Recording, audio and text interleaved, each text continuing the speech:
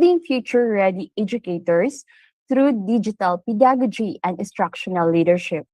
We are pleased and honored to have you all with us as we begin this exciting 3-day learning journey. This national webinar is made possible by Rona's Training Center, realizing opportunities, nurturing achievers in cooperation with our valued partner institution, the Professional Regulation Commission, the Department of Education, the CPD Group of London, and the American Council of Training and Development. Let us give all our organizers, partners, and supporters a warm virtual round of applause. We sincerely thank our partner organizations for this continued support in providing meaningful professional development. Over the next 3 days, we will come together to learn, collaborate, innovate, and discover practical ways of using technology to teaching and instructional leadership. Before we officially begin, may we request everyone to settle down and prepare for our program. May I request all our participants to please go to our chat box and type your location and one word that comes to your mind when you heard the word ICT. Okay, may I request our dear participants to please type your location in our chat box and your one word that comes in your mind when you hear the word ICT.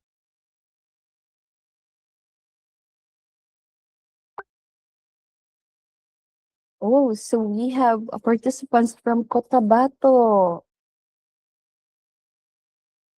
Nueva Ecija, Innovation. Thank you for that, Mama Sir. Bukidnon. We have also Katbalogan. Oh, we have also Burungan, Eastern Samar, and Bohol. General Santos City, Cotabato City,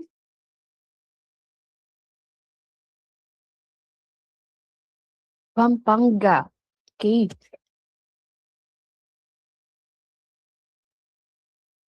Oh, we have also Cagayan de Oro City, Tarlac. Wow, welcome, ma'am and sir. La Union, Cotabato City. Okay, so creative. Bacolod, modernization and learning. Yes, thank you for that, Sir Arturo.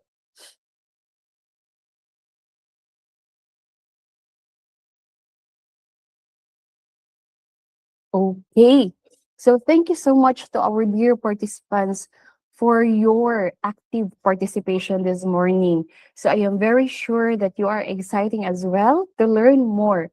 So before we officially begin today's program, we have a very important announcement from Rona's Training Center. To give us more important details and announcement regarding this upcoming face-to-face seminar and also webinar, we are pleased to have with us Ms. Joy from Rona's Training Center to give you more information. Ms. Joy?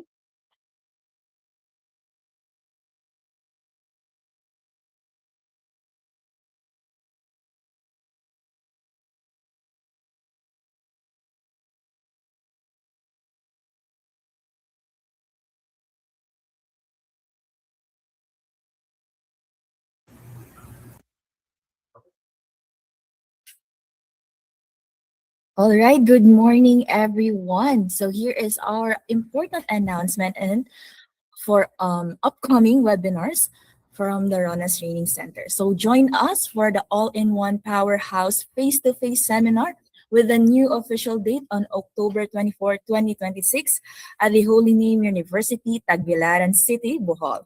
Enhance your professional competencies through 2 premium seminars in one day. Earn 22.5 PRC CPD units, receive 4 professional certificates, and gain practical strategies on transformational leadership and instructional supervision and innovative teaching through ICT integration. Registration is now open. Reserve your seat for the all-in-one powerhouse face-to-face seminar and enjoy the early registration rate of only 2,499 pesos. And once you register, you will receive the following: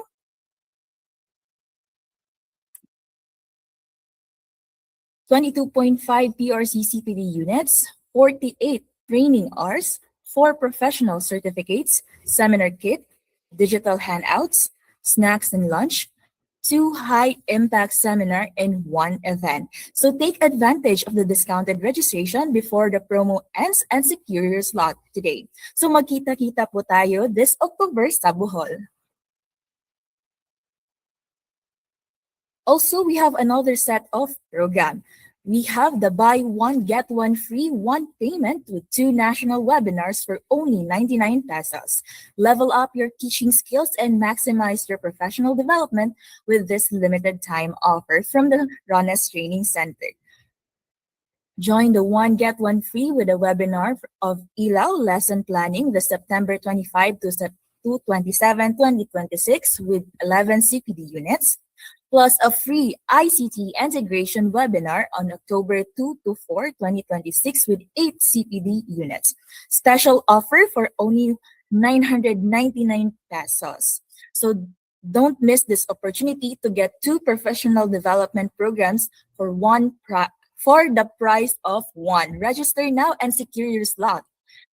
For more updates about our webinars, kindly follow our FB page, the Realizing Opportunities, Nurturing Achievers, or the Ronas Training Center.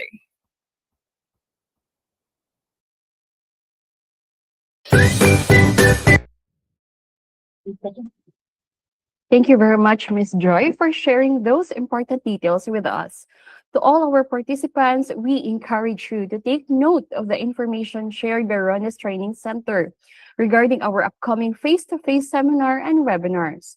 For those who would like to continue learning and networking their professional competencies, this is certainly another valuable opportunity. Before anything else, let us go over a few important reminders and house rules.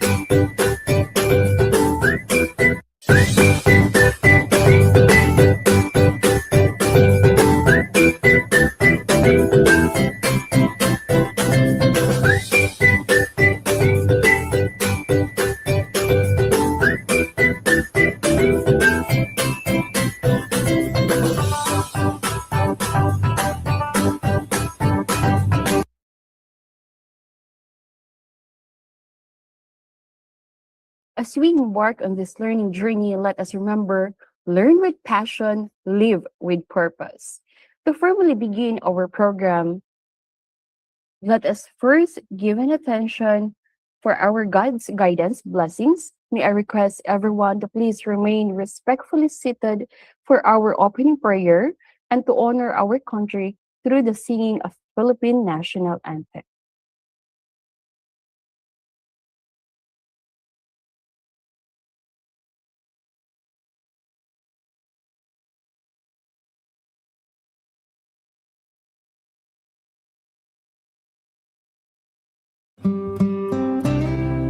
Dear Heavenly Father, we thank you for gathering us all today in this important endeavor.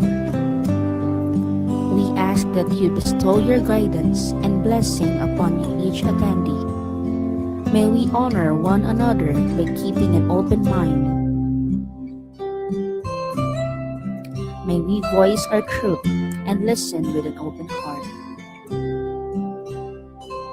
Bless everyone present today, that each may be able to share his or her contributions and gifts.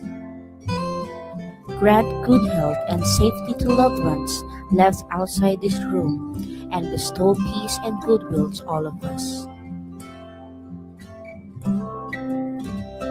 We ask for your wisdom and grace to use our talents for the betterment of others.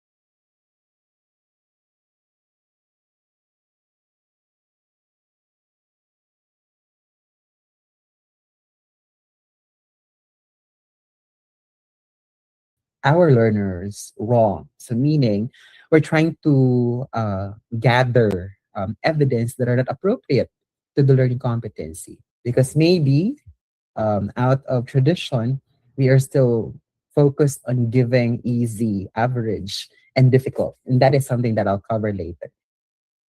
All right. And basically, again, that's one of the things that I actually have seen and observed for me to get prompted, no, to go ahead and actually implement the LP monitor, not just to check compliance on submission, to save paper, of course, because it's digital, all right, to save ink as well, but actually to provide immediate feedback to teachers, right?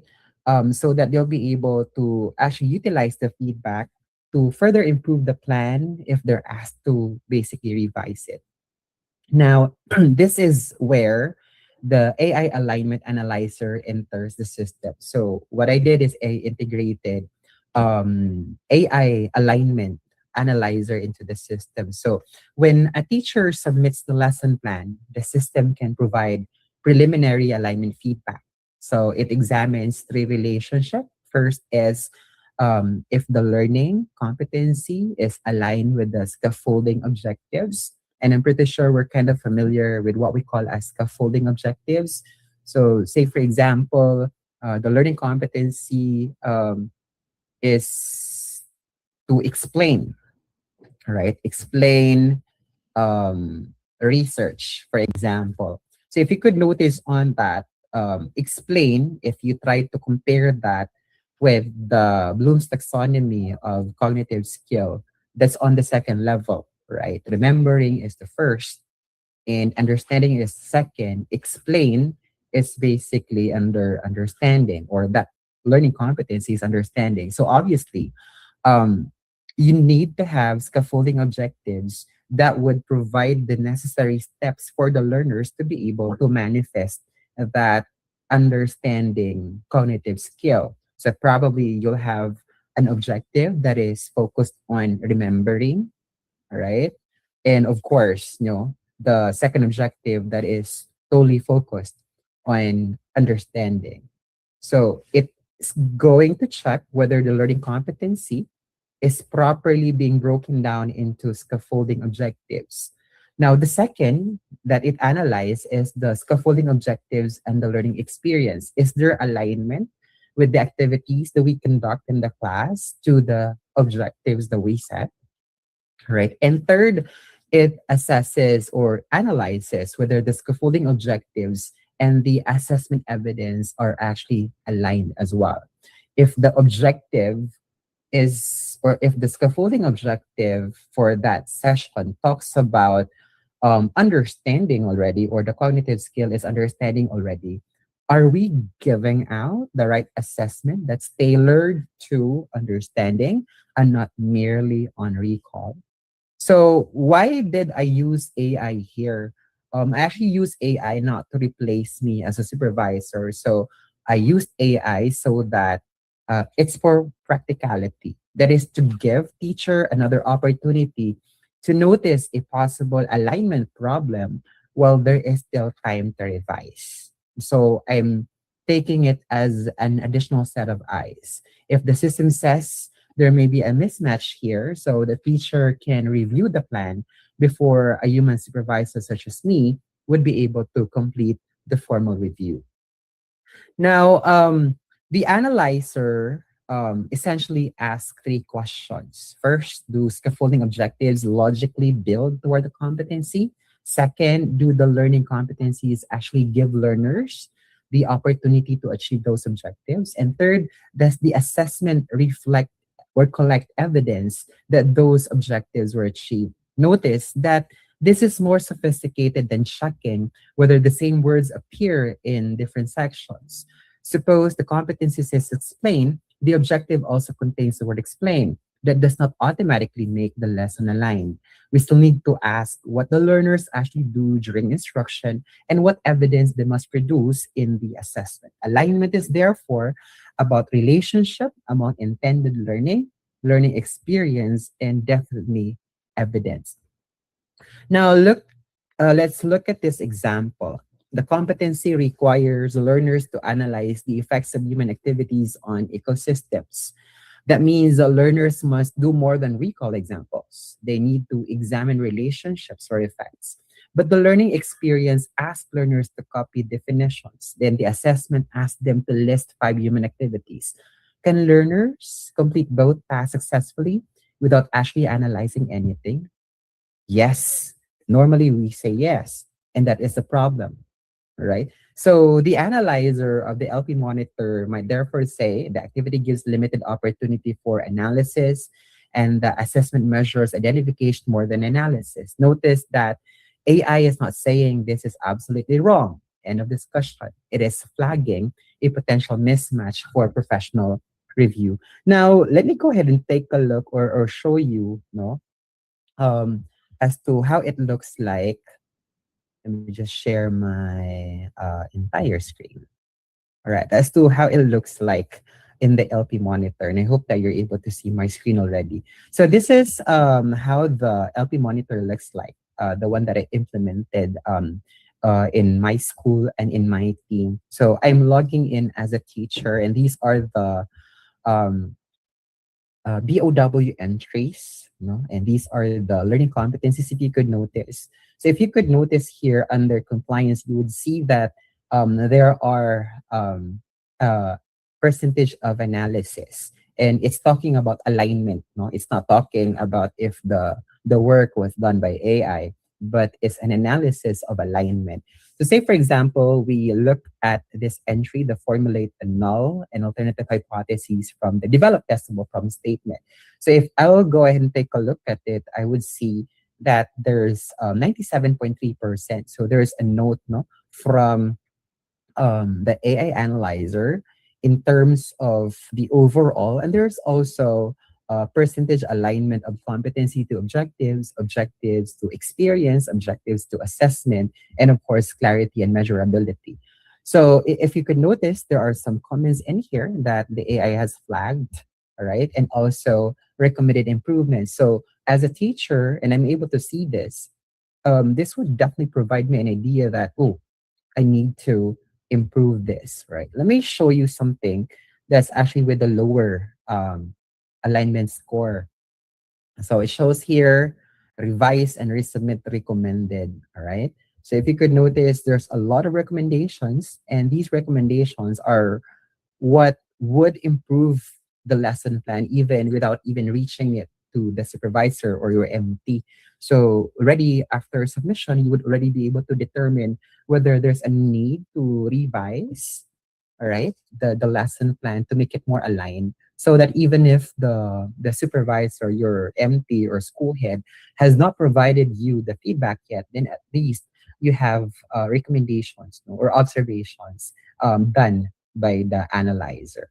So that's we've been actually I deployed this since August. And the good thing about this is that I'm already seeing good alignments, no, from my colleagues. So I have in this cohort, I have about 9 um, teachers under me. So I can click on lesson plan reviews and I can go to all for me to be able to see their output. No? So just don't mind the AI analysis failed because these are for the previous submissions. I only integrated AI recently. So we have here results 83%. So that's something um, that is fascinating about it because you would already be able to see, no? So what comes into you are already those lesson plans that are revised.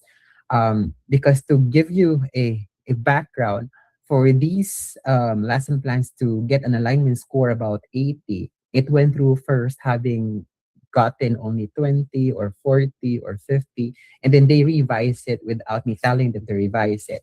They just went ahead and tried to revise because the alignment shows that it has not met, no, the required standard. And in my team, I set the standard to 80%. So at least it should be 80% before they will go ahead and just be complacent that it's already aligned. So if it's below 80%, my instruction was for them to revise no, the lesson plan, taking into considerations the recommendations provided by the alignment tool.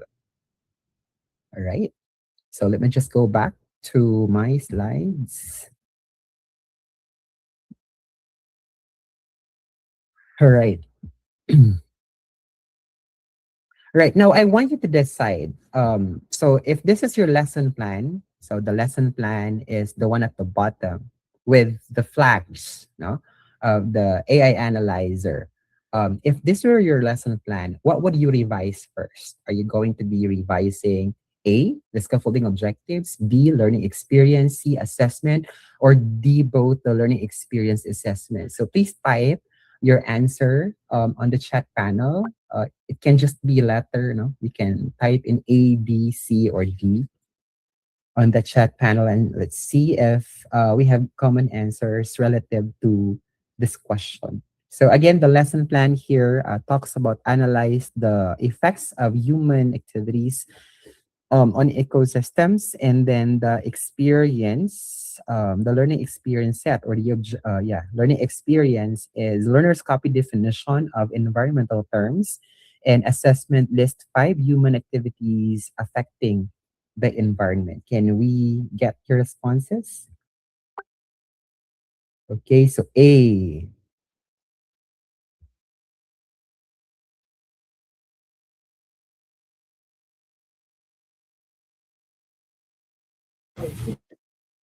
Okay, what else?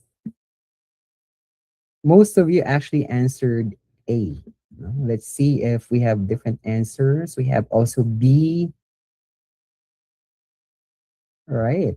But we have a lot of A's. Nothing for C, nothing for D. That's quite amusing. All right.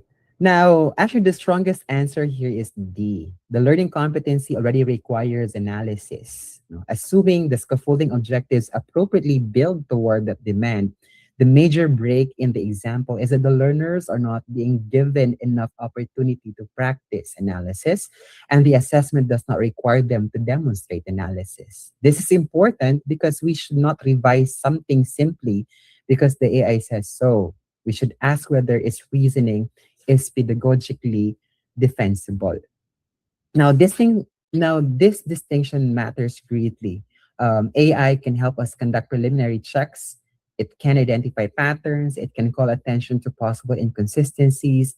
It can respond quickly, but an instructional supervisor brings things AI may not adequately understand. Who are these learners? What resources are available? What happened in previous lessons? What local context matters? What accommodations are necessary? What professional concern is the teacher currently working on? Those are contextual decisions. So my position is not AI instead of instructional supervision. It is AI supporting instructional supervision. So I sometimes describe it this way. AI can flag the conversation, the supervisor gives the conversation professional meaning. Now, look at what happens when we redesign supervision as a feedback loop. The teacher submits, the system checks alignment, the teacher receives preliminary feedback, the teacher revises, the supervisor reviews. Coaching or approval follows. The lesson is implemented, assessment produces evidence, reflection follows, and then that evidence informs the next cycle. This is different from a process where the teacher submits one document, receives one comment, and the process ends. Here, feedback becomes iterative. That is what I mean when I say supervision should become continuous rather than episodic. And importantly, technology is not the improvement itself. The improvement is the feedback loop. Technology simply helps make that loop more workable for both the teacher as well as the supervisor. So here is an important limitation. Suppose LP Monitor says the plan looks aligned. Suppose the supervisor reviews it and agrees. Does that guarantee that learners will learn? The answer is no, because a well lesson plan is essentially a hypothesis about what should work. The actual lesson tests that hypothesis. Why? Because learners are human beings, not variables we can perfectly control. They come with prior knowledge, misconception, language differences, motivation, interests. experiences, and needs. So planning matters enormously, but planning is still planning. We still need classroom evidence. And this takes us to our first case. Now, let us meet Ms. Reyes, a grade 8 science teacher. During the classroom observation, everything seems excellent. Learners work enthusiastically. Groups produce colorful outputs. Almost everyone participates. The teacher moves around, assists groups, and facilitates actively. If you enter the room for 5 minutes, you might say this is a very successful class. But before dismissal, the teacher gives a short exit ticket. Only 9 of 39 learners correctly explain the target concept. Now we have a very interesting tension. The observational evidence says engagement was high. The assessment evidence says mastery of the target concept was low. So what exactly happened? Okay, so I want you to go ahead and try to answer with a reaction and react based on your first judgment. Was the lesson successful? Can you please send out your reaction, a thumbs up if it's successful, a wow if it's partially successful, and a thumbs down if you think it's not successful. All right. Oh, we also have various responses. We have here a thumbs up and a thumbs down. There's also a wow. All right. Okay, we have varied answers. Okay, that goes to show that um, it appears that we are not looking things on the same perspective, no? And that's actually good because that would give us room to consider possible aspects to look at.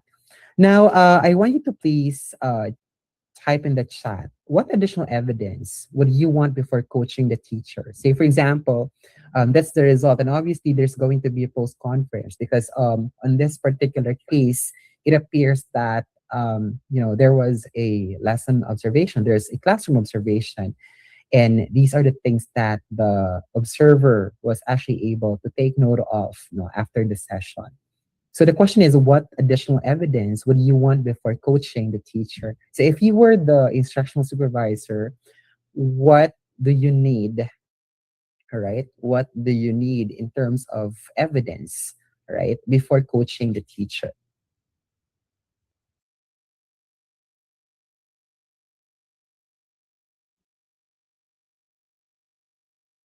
Right. I'm waiting for responses and I'll try to read them as it comes through.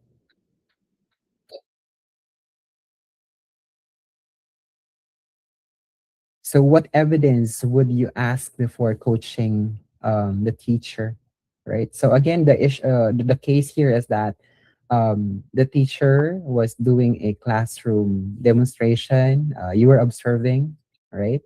And then the class was engaging. However, you've noticed that at the end, the teacher actually gave out an exit ticket. And let's just go back here, exit ticket.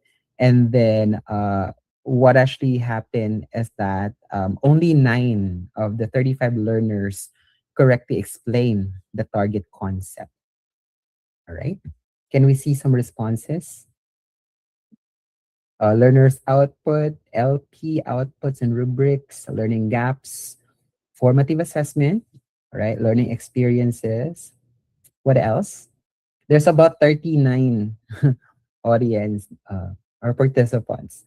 What type of formative activities were done and students' output to determine whether the learning activities and assessment align with the competency, formative assessment results. Okay. All right. We have varied answers, varied and different answers or diverse answers. Learners' experience, active participations. All right. So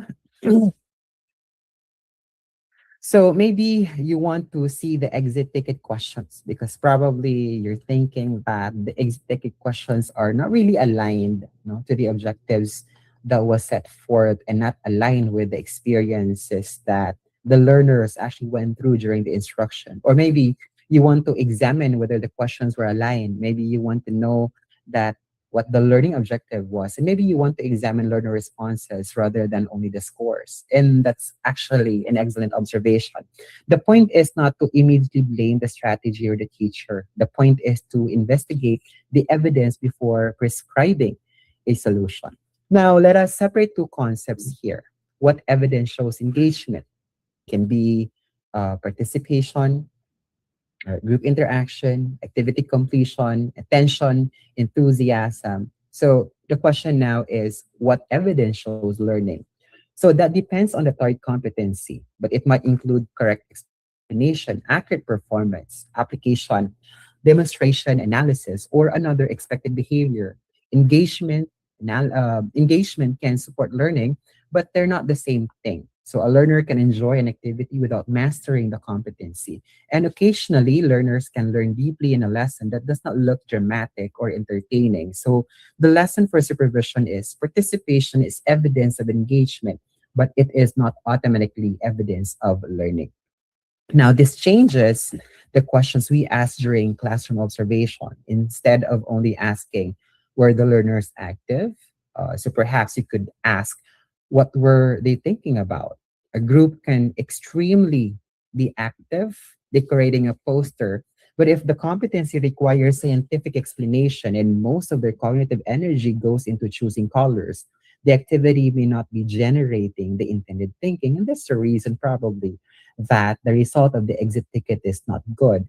Similarly, instead of asking, was group work used? Ask, what did group work help learners understand or do?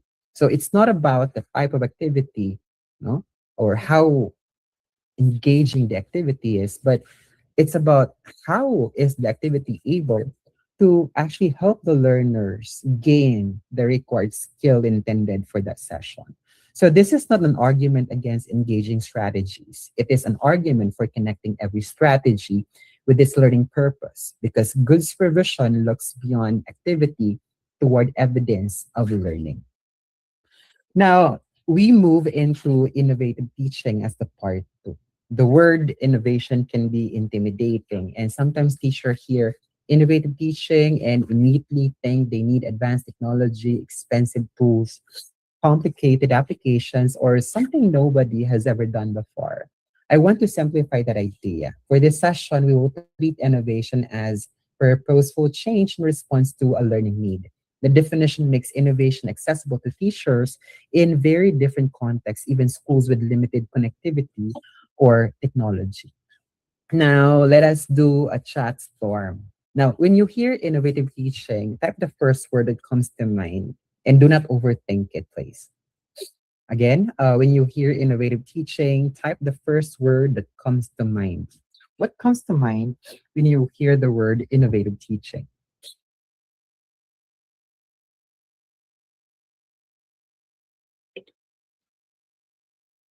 So let's take a look at the chat. Evidence-based, all right, new trends, technology, out of the box, right, new, creative teaching, dynamic, interactive, creative,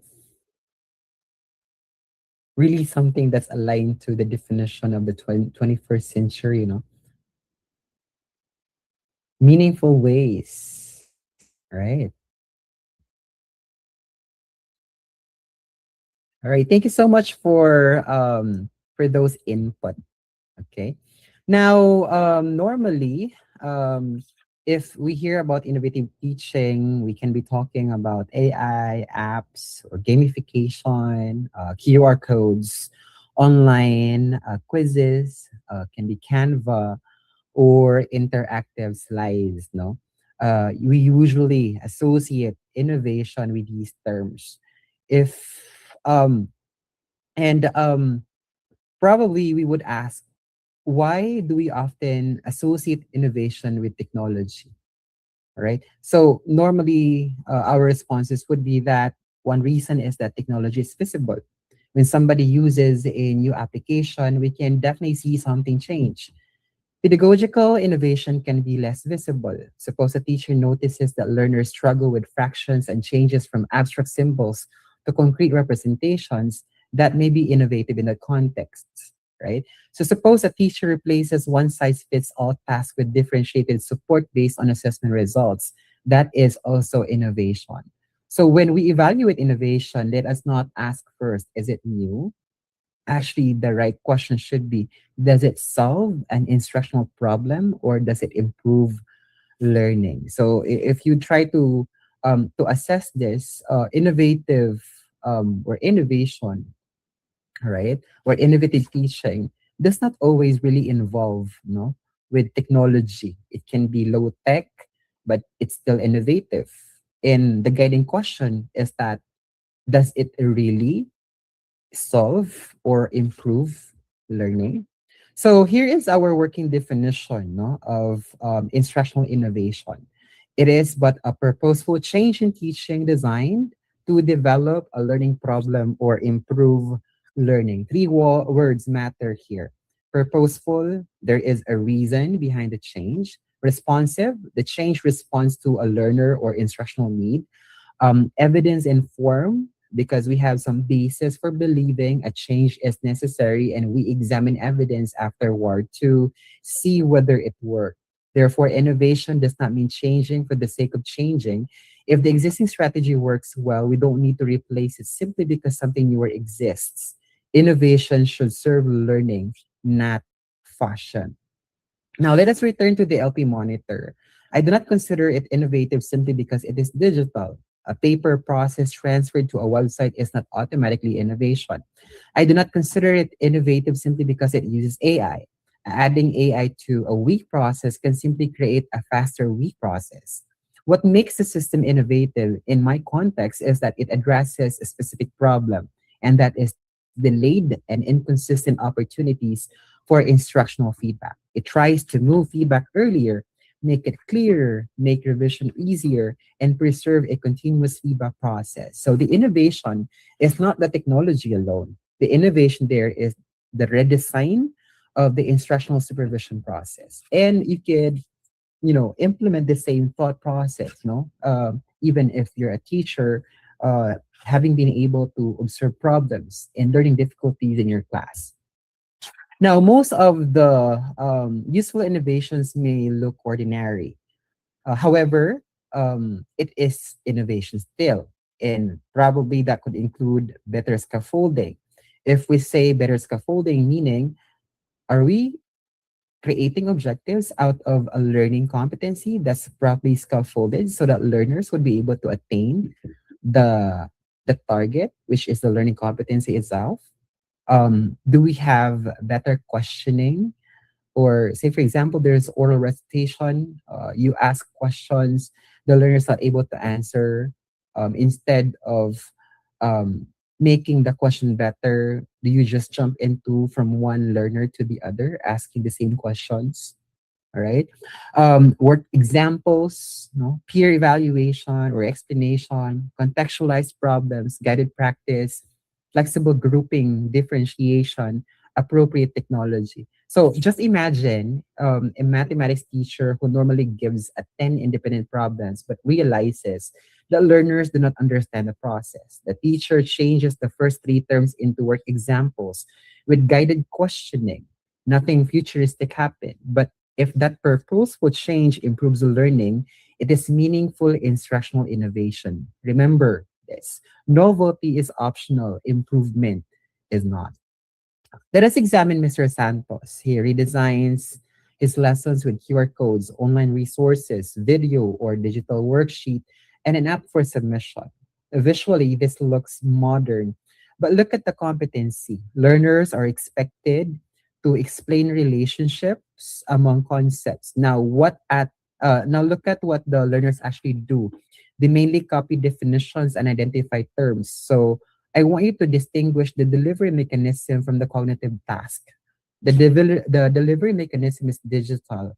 The cognitive task remains low-level identification. The important question therefore becomes, did technology transform the learning or merely the format?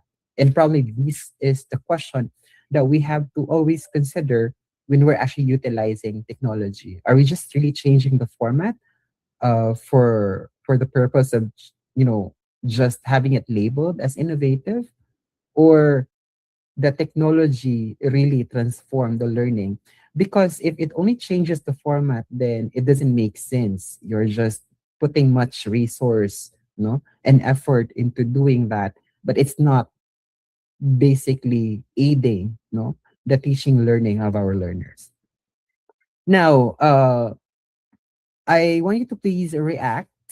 All right. Oh, no need to react. But I because I've already provided some concepts a while ago. I want you to go ahead and type in the chat, considering, all right, the situation here of students, right, that they may use of scan QR codes, online resources, and they watch videos. Um, the learners answered digital worksheet and submitted responses through an app. However, the competency required to explain, but most of the tasks require them to copy definition and identify terms. I want you to type in the chat the answer to this question, and that is, what should be revised first, the tool, the task, or the competency? Please take the time to answer the question, and let's see how diverse the responses are in terms of the given scenario. Right. Task. What else? Task. We still okay. Task.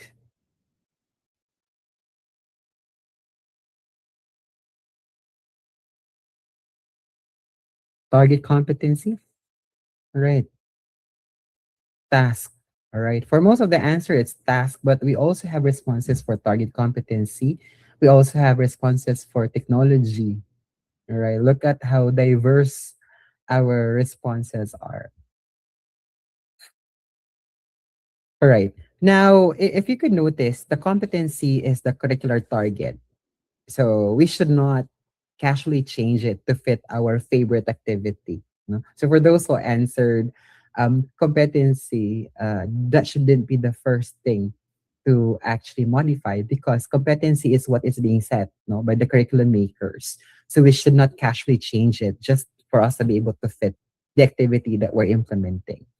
Now, the QR code is not necessarily the problem either. So the technology is not necessarily the problem. The bigger issue is actually the task.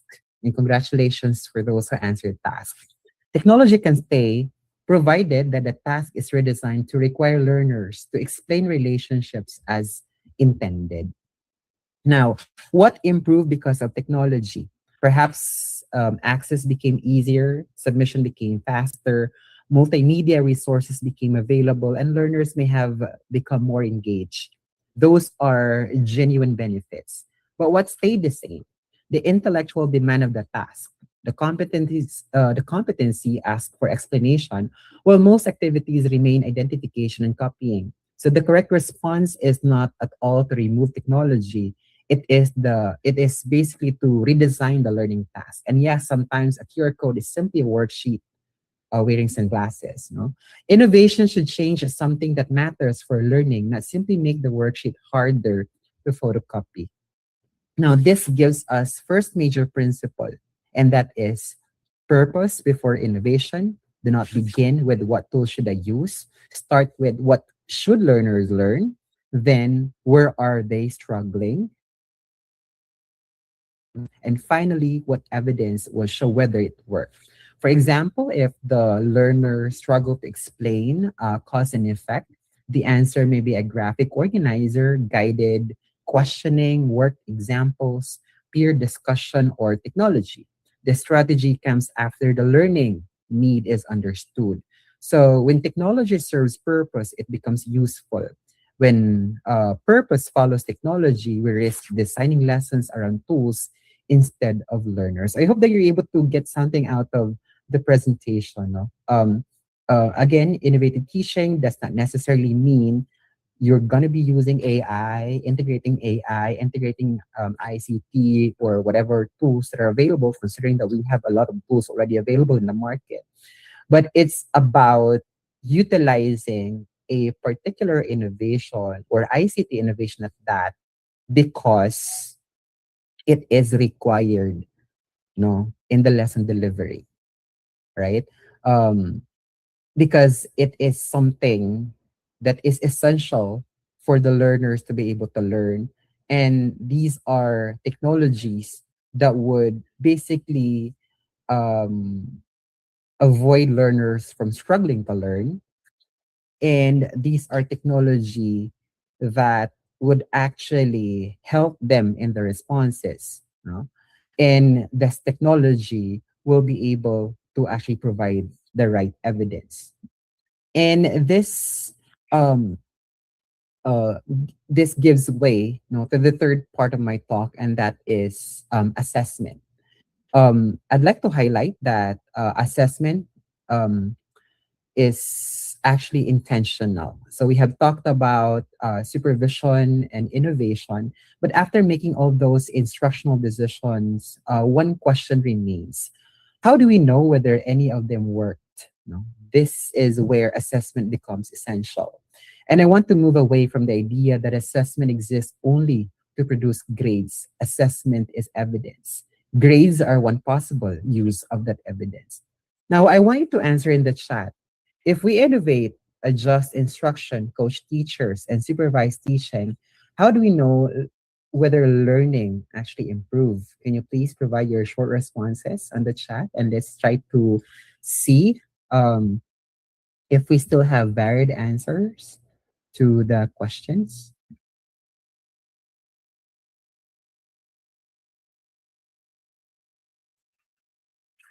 So again, the premise is: if we innovate, adjust instruction, coach teachers, and supervise teaching, how do we know whether learning actually improved? Just your short answers to these questions. Right? Better assessment results. Right? Assessment results. What else?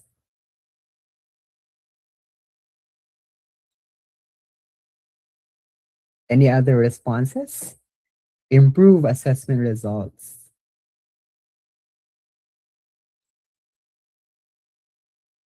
All right. No?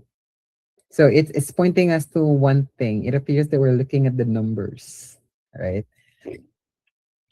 Okay. Based on assessment results. Right. Okay. The answer is actually assessment, no? But I want to use the word in its broad sense. Now, assessment is not simply a quarterly exam or a term exam or a summative one exam, summative test two exam. No, so a teacher asking a carefully designed question can also assess, and that's the reason why we have the formative assessment. No, an exit ticket can assess, a performance can assess, a learner explanation can assess, observation of a specific skill can also assess. The important issue is whether the evidence matches what learners were expected to know or do. Because if we're just going to be focusing on improve assessment result, but the question is the assessment tool used really aligned with the cognitive demand of the learning competency, or is it aligned with the scaffolding objectives that you set for the day, particular to the cognitive demand as well? So the important issue is whether the evidence matches what learners were expected to know or do. All right. So um as we basically continue, think of assessment not as a test after teaching, but think of assessment as the evidence system that tells us what learning is actually happening. So say, for example, we have two pieces of information here.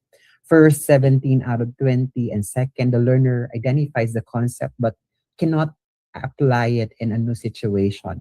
So, which one helps tomorrow's lesson more? All right.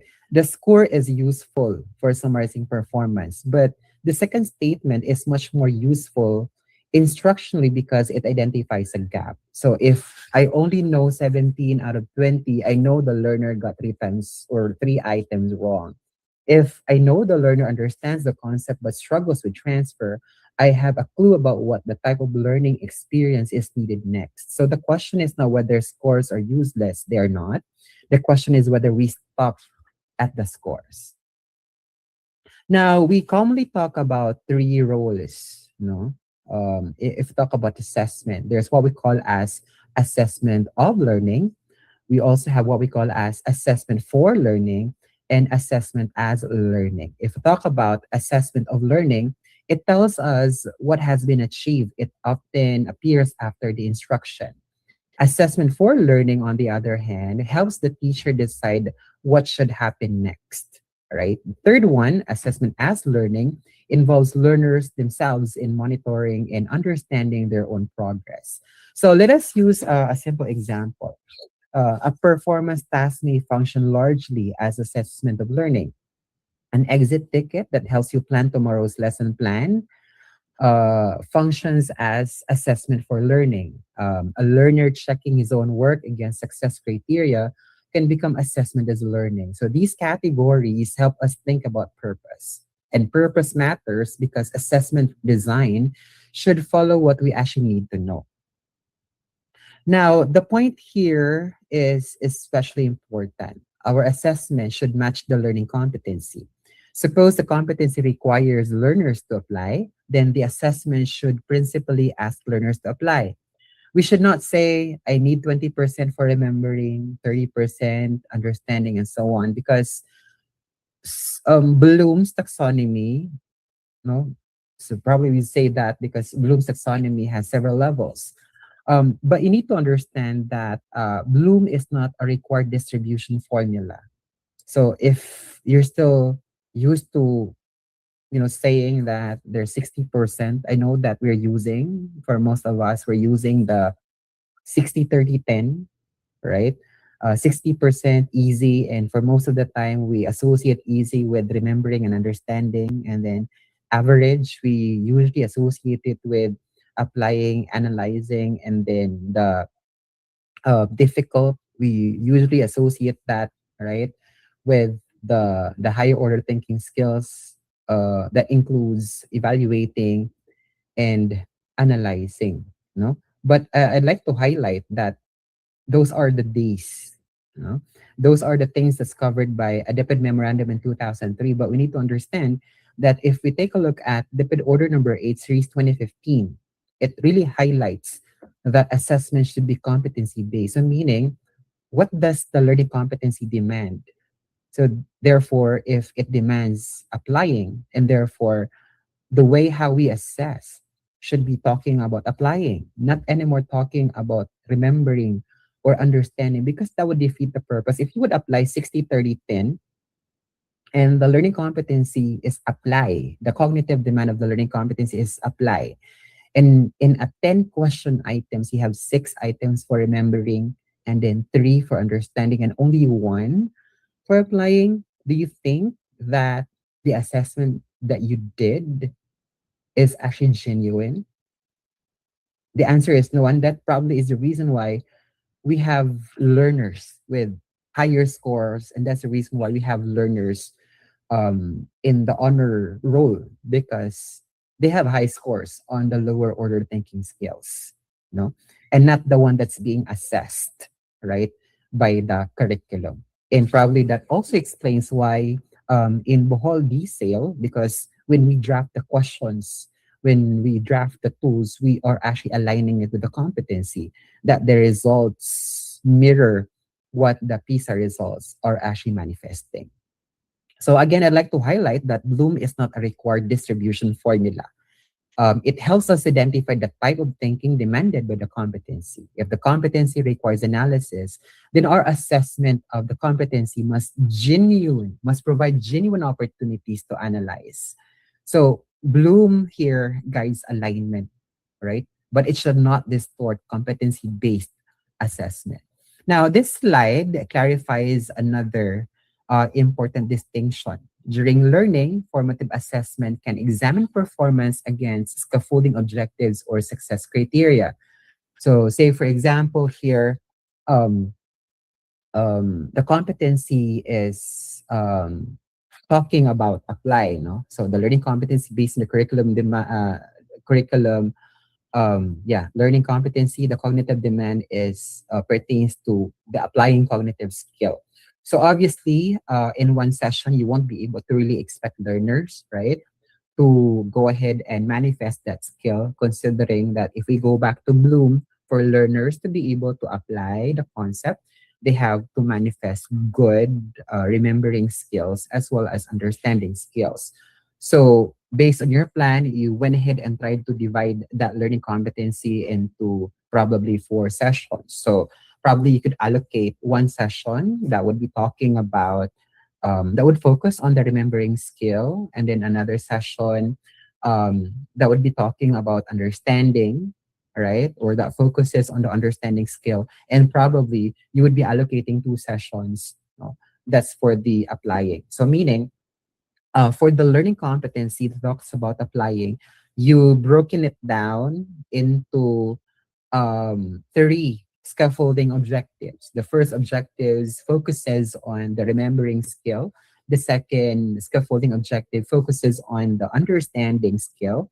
And then the third scaffolding objectives is the end target, which is demanded by the learning competency. All right. So, meaning if you're going to be doing formative assessment, you can go ahead and examine performance against scaffolding objectives or success criteria. So if the learning objectives or the scaffolding objectives for session 1 is focused on the remembering skill, then by all means in your assessment formative at that, it's just going to be focused on recall. So that on the second scaffolding objectives, when you are now on session 2 and you focus on the understanding skill, all right, then your assessment should also be focused. No, your formative assessment should be focused on the understanding skills, so not much already of remembering, right? So meaning the questions that you may include in the formative assessment would allow you to assess whether the learners really are able to manifest understanding on the concept that's the focus of the session. And probably on the third or fourth sessions wherein you are going to be focusing on the applying skills, then your assessment will already be talking about, assessment would be focused and aligned to the apply cognitive skills. So again, during learning, formative assessment can examine performance against scaffolding objectives or success. All right, because those smaller objectives helps us see where learning is breaking down. However, for summative assessment, which would cover several competencies, such as the one that we conduct during summative test 1 or summative test 2, or even in the upcoming term examination, it may be more useful to look at the performance by learning competency. So meaning, what does the learning competency demand? So when you will be creating test questions for these assessment, summative test 1, 2, or term assessment, then you have to make sure that all your questions would provide evidence whether or not the learners are able to achieve the required cognitive demand of the learning competency. So our unit of analysis depends on the instructional question. So for example, right, on the summative test or term examination, the question or the learning competency focuses, right, on analyzed data at the level where a meaningful decision is made. Then you have to make sure that the type of question that is being catered on that assessment is basically aligned with the cognitive demand of the learning competency, and not anymore on the broken down scaffolding objective, because you've done that already in your formative assessment. In summative assessment, it should now be focused already on the learning competency required, right, of our curriculum guide. Now, we now connect assessment back to planning. No? A good assessment does not begin when we start writing questions. It begins much earlier with the learning competency. If the competency, objective, instruction, and assessment are disconnected, even a beautifully written assessment may produce a weak evidence. So this section is about the instructional chain that makes assessment evidence meaningful. So here's the chain, no? Learning competency. then determine the cognitive demand, then design scaffolding objectives, then provide appropriate learning experiences, then collect assessment evidence. So notice the direction. We should not begin with, I found a nice activity online. What competency can I attach to it? We should start with the intended learning. The competency tells us where we are going. The scaffolding objectives help us build the route. The learning experiences allow learners to travel that route. No? The assessment tells us whether they reach the intended destination. So misalignment anywhere in the chain weakens our conclusion. So let's try to make use of this competency. Analyze the effects of human activities on an ecosystem. So I want you to please answer on the chat.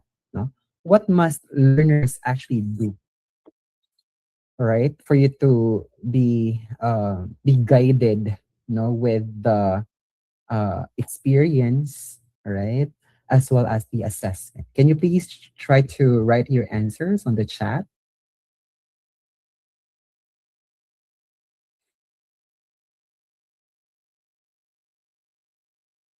All right. So again, the learning competency analyze the effects of human activities on an ecosystem. So what must learners actually do for you to get enough evidence, that learning actually occurred? Analyze. What else? Analysis. They should be able to perform analysis. What else? Any other answers? I'm trying to see if there's still your responses would still be that diverse. So hopefully I'll be able to get more responses from our participants. Improved outputs, cause and effect. That's analysis. Thank you so much. Teacher presents a scenario or case studies. The learners must analyze effects. Very good, sir. Yeah. All right. So given the learning competency, it is so clear, right? It is so clear that it is under analyze. All right.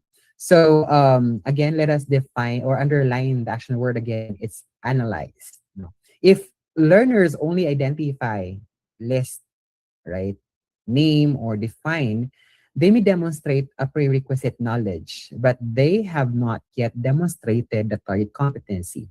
That does not mean remembering and understanding are unimportant because these are prerequisites. No?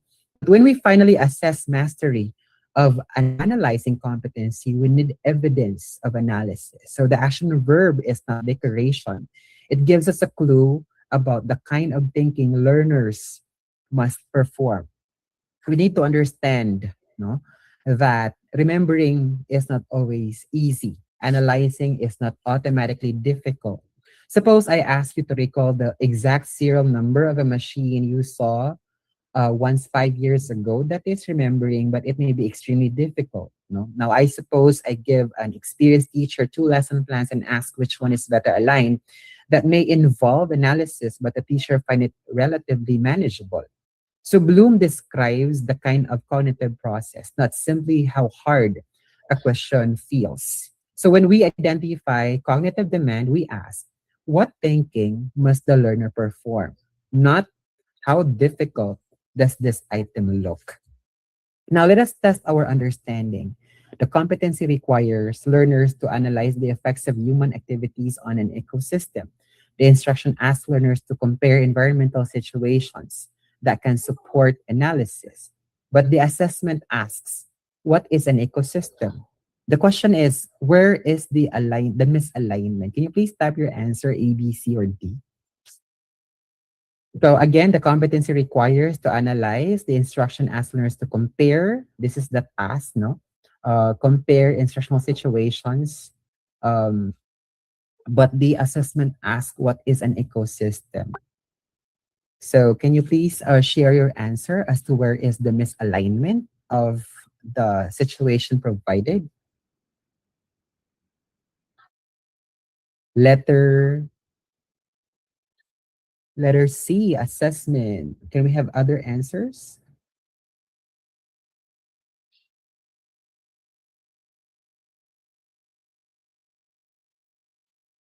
All right. It's identification, clearly remembering. So meaning the issue is on the right. The issue is on the assessment. So the stronger answer. Sorry. So the strongest answer on this given scenario is actually C, assessment. So the assessment checks whether learners can define the concept. That may be prerequisite knowledge, but it does not provide evidence that they can analyze the effects of human activity. This is why an item can be factually correct, but still be instructionally misaligned. So I hope that you are already practicing this no, in your school wherein when you are creating summative tests that you are not trying to kind of categorize um, questions from a given learning competency such as that you are providing questions for remembering, understanding, applying some sort, no? But it should be based really on the competency. So if the competency states this way, then our manner of asking questions should be aligned to the skill that the learning competency actually requires. So now, let's try to compare the alternatives. So, a community converts part of the mangrove area into commercial establishment. Several years later, fish catch declines. The learner must choose the explanation that best connects the land use changes with the ecological effect. Now, the learner has to examine relationships, same subject, same general content area, but the cognitive demand is different. This is a key message for test construction. Do not judge alignment simply by topic. Both questions may contain the word ecosystem, but only one requires the thinking demanded by the competency. Now, before finalizing instruction or assessment, we need to ask four questions, no? And that includes what must learners know or do? What type of thinking does that require? Did instruction give them an opportunity to practice that thinking? And does the assessment require the same thinking? These questions are intentionally simple. You don't need complicated terminology every time you check a lesson. If you can answer these four questions clearly, you can catch many common alignment problems. This gives us another principle: align before activity. So do not become so attached to an activity that we force the competency to fit it. No? Because there are actually a lot of times when we're able to see a particular pedagogy, all right, or a particular activity that you have seen in TikTok or probably you've seen in Facebook, and you'd like to force it even if it's not appropriate to the learning competency that your session is trying to focus on. Now, it is your turn. Now, the competency says explain the importance of conserving water. The scaffolding objective says list 5 sources of water.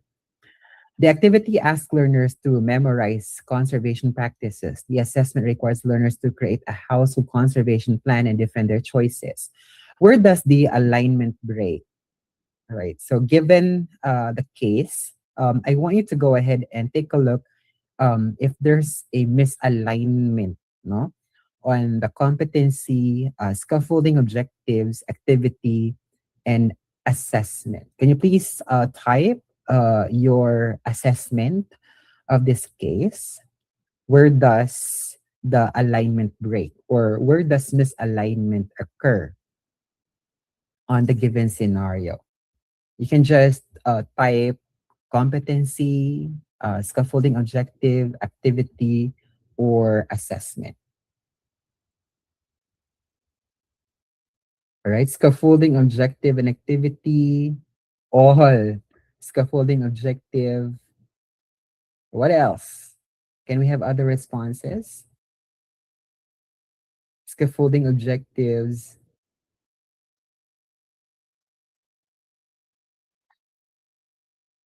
Scaffolding objectives. We have a lot about scaffolding objectives.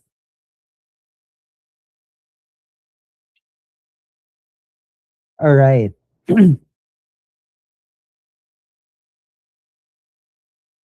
right? So the competency explain the importance of conserving water. The scaffolding objectives list 5 sources of water, right? Activity memorize water conservation practices, and then assessment create a household water conservation plan and defend the choices.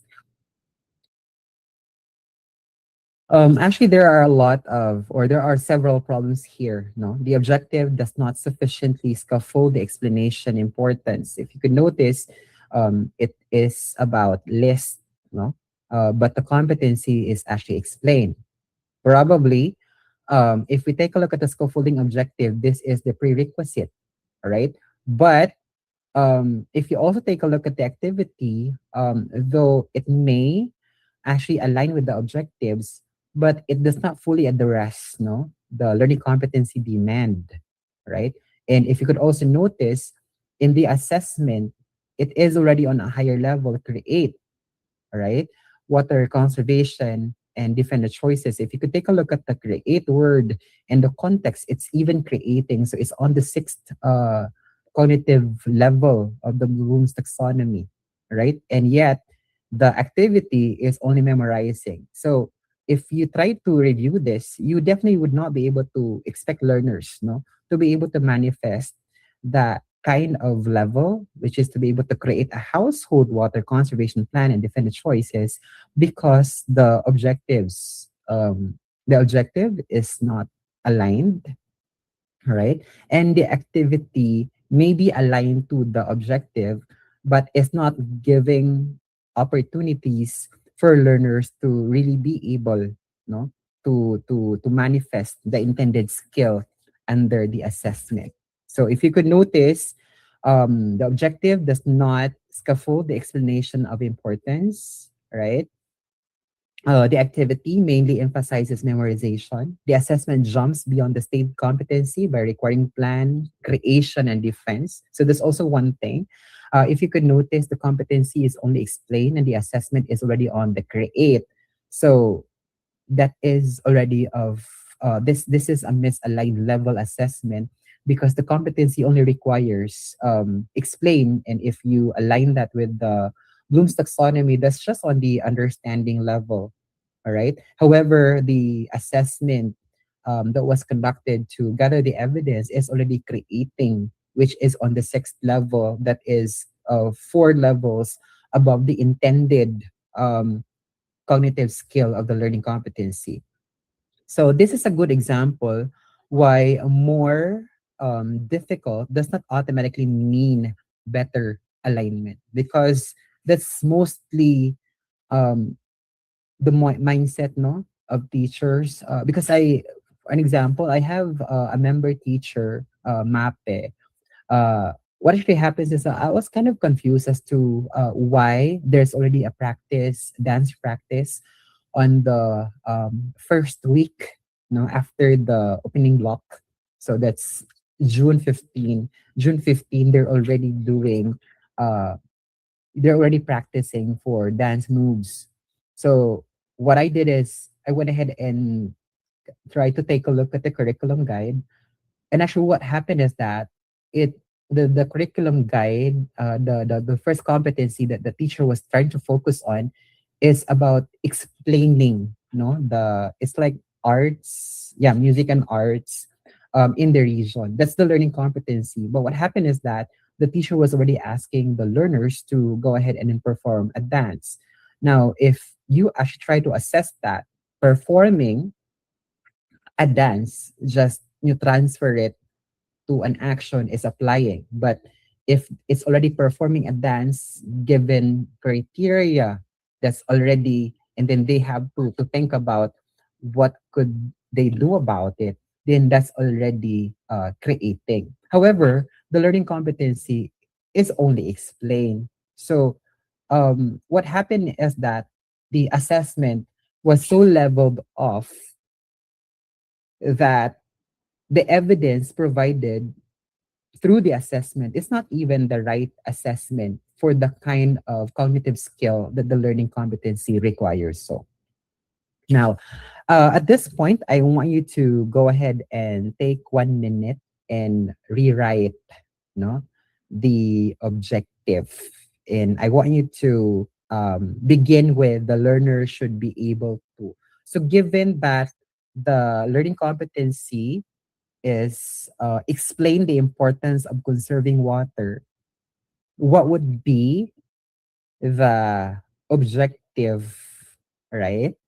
What would be the objective that you wish to propose, no, on this particular session? So again, remember the competency, explain the importance of conserving water. So let me see your responses, right, on the chat. Again, if you are to redo the scaffolding objective for the competency, explain the importance of conserving water, what scaffolding objective or what objective would you want to propose to actually improve? Because before the competency is explained, the scaffolding objective is list five sources. So if you are to rewrite, no, the objective following the template, the learner should be able to blank. How would you write, no, the learning objective to fix it? Can we see responses? The learner should be able to identify and explain the importance, right, of conserving water, right? We have discussed different ways to conserve water. The learner should be able to explain the importance of water conservation to the community and environment. The learner should be able to identify ways to conserve water, right? The learner should be able to explain how conserving water helps protect natural resources and support sustainable living. The learner should be able to list five practices to conserve water. Okay. But we need to go back, no? That the competency is explain the importance, right, of water. So perhaps this is the possible fix, no? So this is one possible reconstruction. The competency remains because, of course, like what I mentioned a while ago, we can't just casually change the learning competency because that's the demand, no? So considering that we retain it, so we can probably improve on the scaffolding objectives and help it or to make it become clearer. And probably you can go ahead and do it this way. Learners should be able to explain how conserving water benefits households, communities, and the environment. And considering that that is the learning objective, the learning experience should ask learners to examine familiar examples of responsible and wasteful water use and explain the benefit of conservation. Then probably the assessment could ask them to explain why conserving water is important. So notice the consistency. The lesson can still be interesting, contextualized, and active, but the cognitive demand remains aligned with the competency, right? This is an important point, right? Good scaffolding does not require us to climb beyond the target cognitive demand. It prepares learners to reach the demand So what I want to highlight is that the given possible figure, no, is already talking particular to the cognitive demand and probably the learning competency. And probably this lesson has cognitive demands that talks about, no, that talks about lower order, such as remembering, right? However, I'm not saying that if you have a learning competency that is stated as explain the importance of conserving water. And then when you try to look at the learning competencies or in the curriculum guide, you found that this is an isolate, no, an isolate learning competency, meaning you can form it as a cluster. So meaning this can stand on its own. However, you need to understand that considering that this falls under a high cognitive level, that scaffolding objectives would still require you to create an objectives that's going to be tailored fit to remembering. And so if I'm going to actually kind of create a plan, no, for this learning competency, and I can see cluster of learning competencies in the curriculum guide that talks about the lower competency, that would scaffold to this learning competency. So if I were to go ahead and make a plan, out of this learning competency, explain the importance of conserving water, then I can break it down into two scaffolding objectives. One being that would focus on remembering, so probably to list down, right? The one that we have mentioned a while ago, to list down, right, or list five sources of water. That's going to be the first scaffolding objective.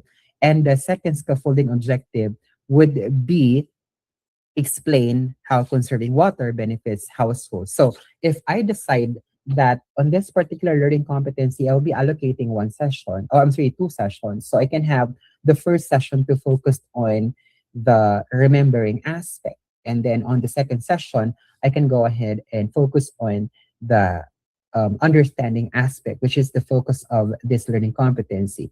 So what's going to happen there is that on the first session that would talk about the first scaffolding objective particular to remembering, then the experience that I will deliver in the class would be tailored to the objective of having learners learn to identify the or list, right, water conservation behavior. And so that in my assessment, that's going to be my focus, wherein I'm gonna go ahead and actually allow them to list, right, to list five sources of water, or probably list different water conservation practices. And so in the session two, in which I'll be focusing already on the um, second level, which is understanding, and focusing on the end target, which is explaining, then my learning experience should be tailored, to an experience that would allow learners to be able to develop the ability to be able to actually explain, right? So that in the assessment, then I could go ahead and focus on that particular competency. So if you could notice, we break this down into scaffolding objectives, and that's two, and we kind of design one um, objective to be aligned, to a lower cognitive skill, and another session for the intended cognitive skills. So when we decide to go ahead and break that into sessions, you need to make sure that the scaffolding objectives are aligned with the experience, and also the assessment aligns with the objectives as well, particular to that session. And then session two, the learning experience again will be aligned to that particular scaffolding objectives, and the assessment again would should need still to be aligned with the scaffolding objective. And so if you want to go ahead and do a mastery assessment already, then you can already just focus on the cognitive demand of the learning competency. All right. Now, we'll have a 10-minute health break because I know that I have been providing a lot recently, So let's please stretch, drink water, check your messages, and rest your eyes. But before you leave, I want to give you one question to think about. When we return, I will show you a class with an NPS of 76%. And I want you to answer whether is that a good news. No? I want you to just reflect on it if it's a good news, and then do not answer yet. We will try to answer that after 10 minutes. So it's 10:46. Let's have a 10-minute break. So let's get back here at 10:56 so that we could resume with our discussion.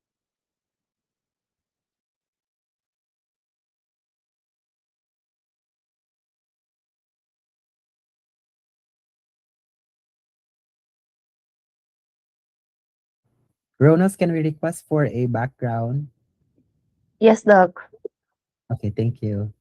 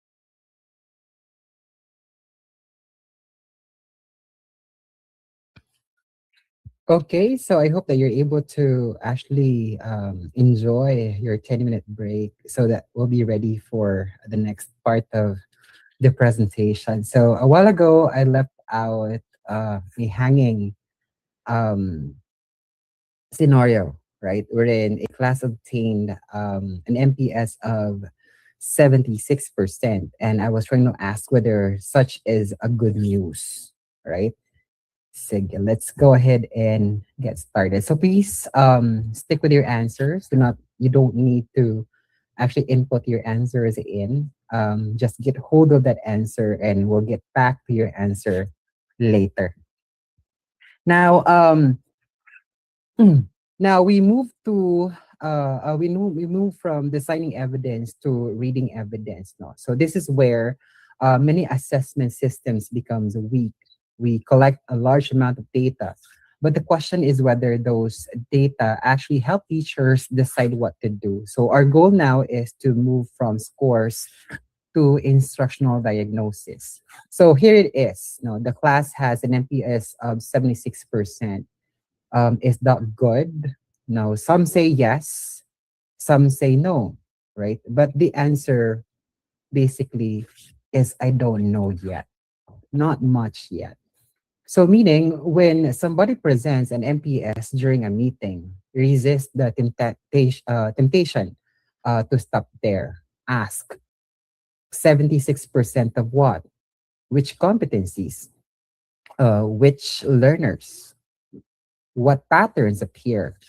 Because a school can have very sophisticated spreadsheets and still make weak instructional decisions if all we do is describe the averages. Data becomes useful when it changes our understanding of the learning problem. So the goal is not simply compute directly, it is interpret meaningfully.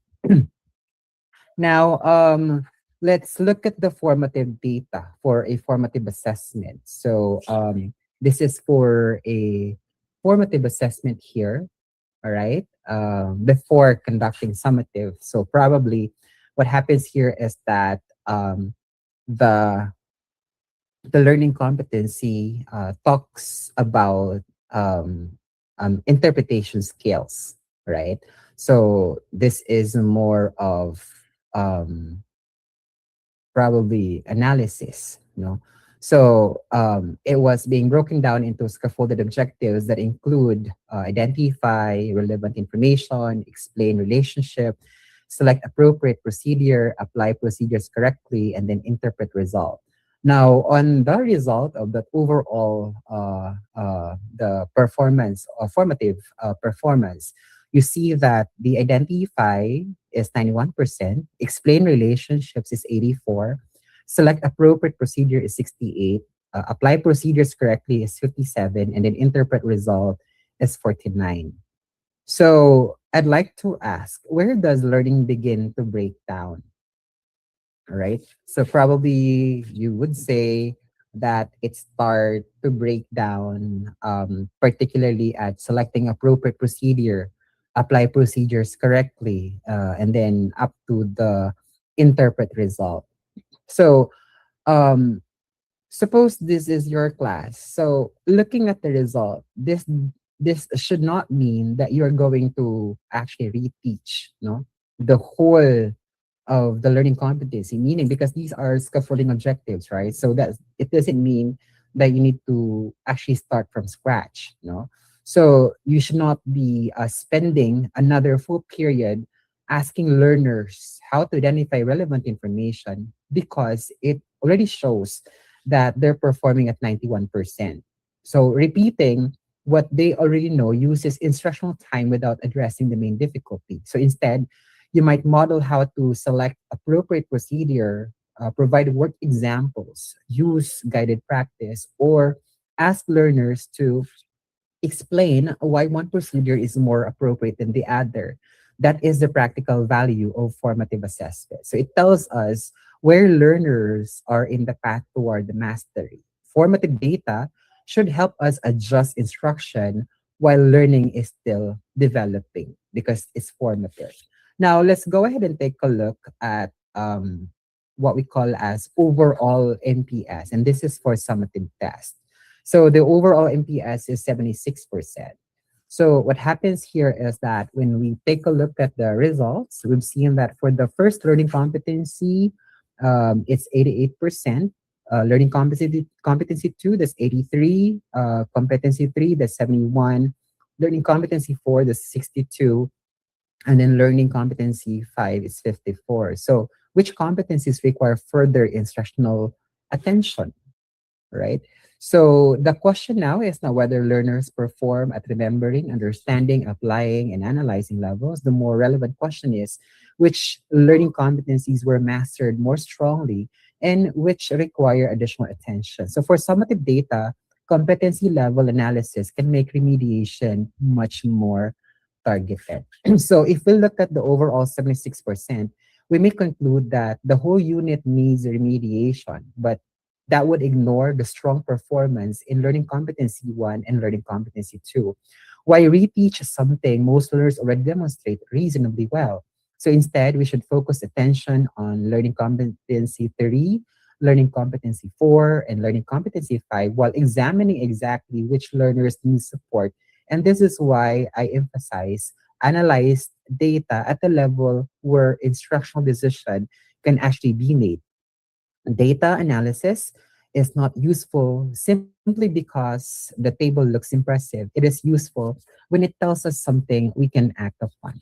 So here is our third case. A grade 10 class has an MPS of 76%. The teacher says, I will reteach the entire unit. At first, they may sound responsible, but further analysis reveals strong performance in LC1 and LC2, moderate performance in LC3, and weak performance in LC4 and LC5. Now reconsider the teacher's proposed intervention. Is reteaching everything the best use of an instructional time, or would a targeted approach be better? So let's try to see your responses. Right. What should a teacher do? Right. Should a teacher A reteach the whole unit? B, target LC4 to LC5. C, immediately give another test. Or D, move on. Can you please type your answer on the chat panel? All right. So most of your answers, B, target LC4 and LC5. But let's see if there are any other answers aside from B.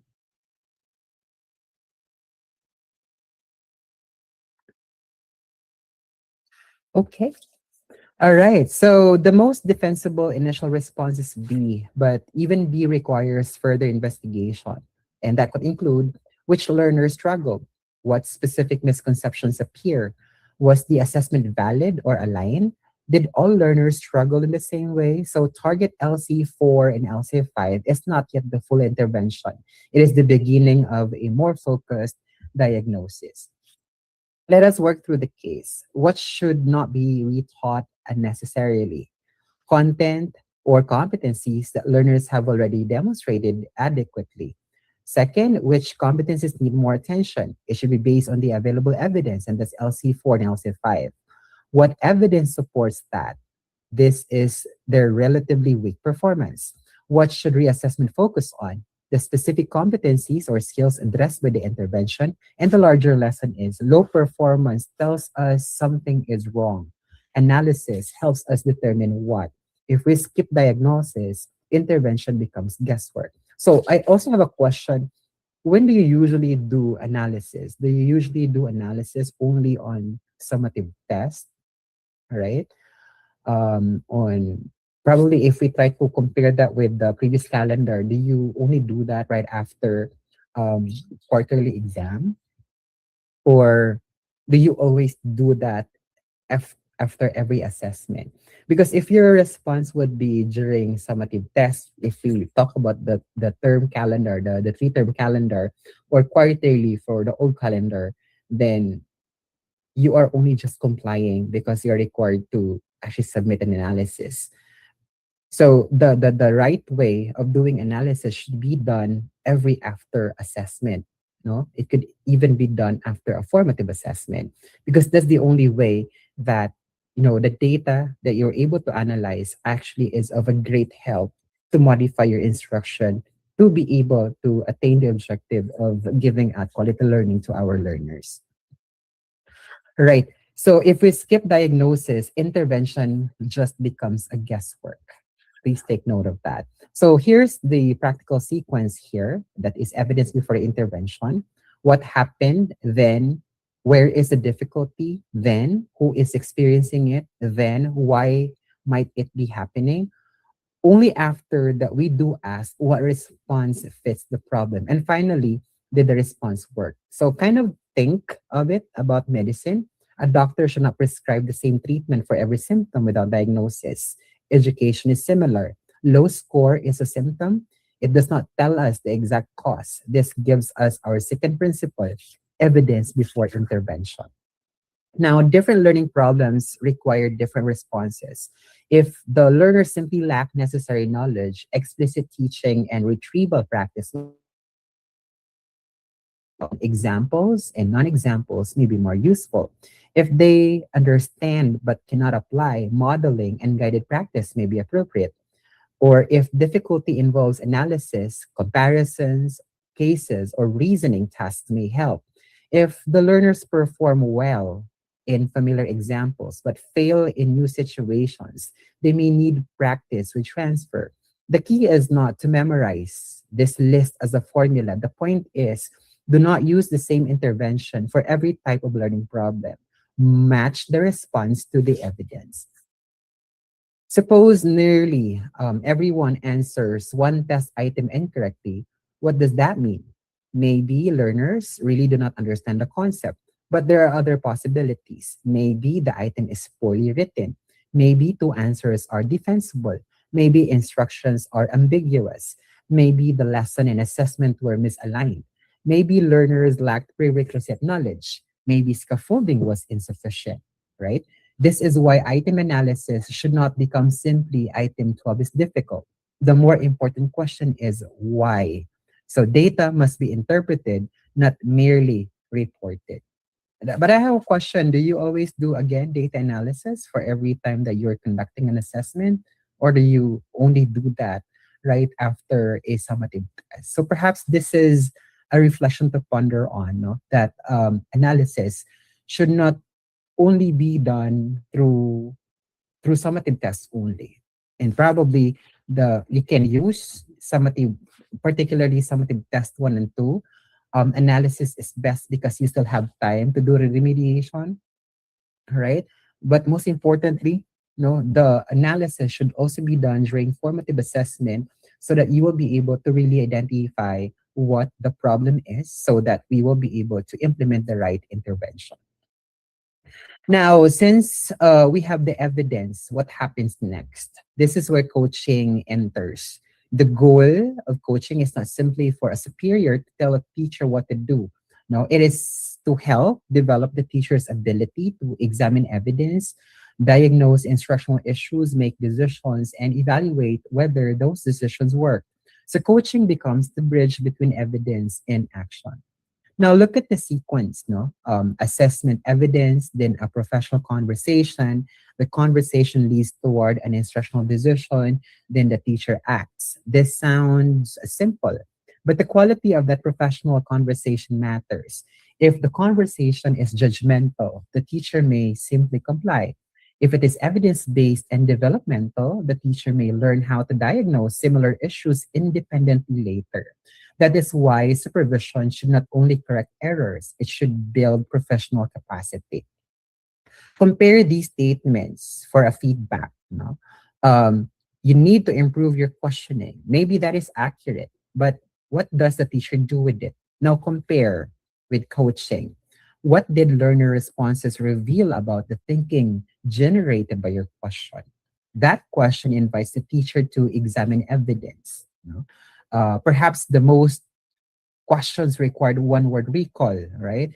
Perhaps students could answer facts but struggle to explain. Now the teacher begins diagnosing the issue. Feedback has a value, coaching has value, but coaching often goes further by helping teachers think about their own practice. And that's basically the essence of the manual of instructional supervision. So if your instructional supervisor just provides you the the things that needed to improve and would ask you to do this, that's just providing feedback. That's not coaching. So probably, no, if your instruction supervisor is not able to provide you the right questions, then you can suggest questions, no, or you can already cover that, no, um, so that you can make the conversation more meaningful. Right now, probably these are 5 questions that could guide many coaching conversations, no? And probably you could also show these to the instruction supervisors in your school that they could possibly consider during coaching sessions. So probably the questions could include what were learners expected to learn, which establishes the target, what evidence shows that they actually learn, comparing intention and the reality, what pattern do you notice? This encourages analysis. What might explain that pattern? Now it explores causes. And what will you try next and how will you know if it will work? That converts reflection into action and reassessment. So you don't need to ask all 5 mechanically every time, but notice the logic, the target, evidence, pattern, explanation, and next decision. So good coaching begins with evidence and ends with a next decision. Here is another case. The objective requires learners to analyze competing viewpoints. The assessment asks them to define 5 key terms. The supervisor writes, revise assessment, not align. Technically, the supervisor is correct, right? The teacher revises the document, but the teacher feels corrected rather than coached. Now ask yourself, did the problem get fixed? Possibly. Did professional capacity necessarily improve? Not necessarily. The teacher may simply replace the assessment without fully understanding the alignment issue. So, was the supervisor's feedback enough? So, probably most of you would say correct but incomplete, or probably coaching needed, right? Now, um, if you are no the instructional supervisor given this case, right? And guided with suggested question items when doing coaching, what will be the set of questions, right? That you would ask the teacher, right? With the same goal of being able to improve practice to make it more effective for learners. Can you please write your responses on the chat panel? So, what coaching question could improve the conversation? Again, the scenario here is that the objective is analyzed, the assessment involves define key terms. Supervisor's comments is revise assessment, not align. No, so the teacher complies but feels corrected rather than coached. So, if you are the instructional supervisor, the school head, or master teacher, what coaching question could improve the conversation? Can you please type your responses on the chat panel, given the suggestions, the principles when doing coaching sessions? Right? Can you please try to answer?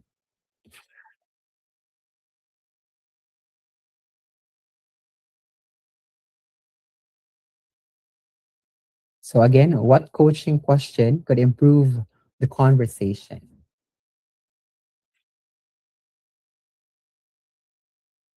Question 2, can you write the question 2, sir, in a contextualized manner?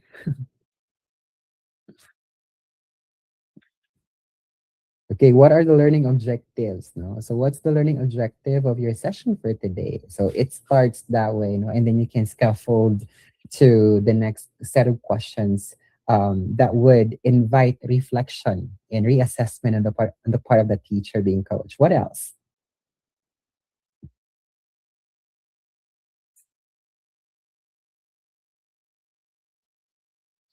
Do we have any other responses for this short activity?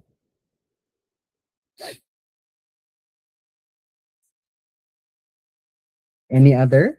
Aside from the response of Sir Moreno and Sir Relator?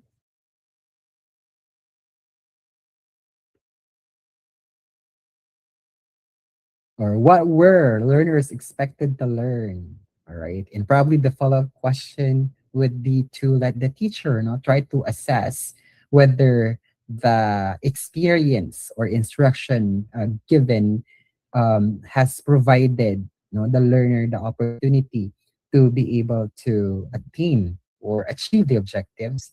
And lastly, to also try to ask questions relative to the assessment and see if let the teacher analyze or make analysis whether such assessment is appropriate to the intended scaffolding objectives, or perhaps if it's at the end of a unit or a particular learning competency, then it assess whether it actually is aligned with the learning competency being assessed. Thank you so much for the responses. So notice that coaching does not require a 10-page conference. No, sometimes one good question changes the quality of conversation. For example, what type of thinking does your objective require? That question helps the teacher discover the alignment issue rather than merely receiving the answer. So the instructional supervisor should not say that your assessment is not aligned, you need to modify it.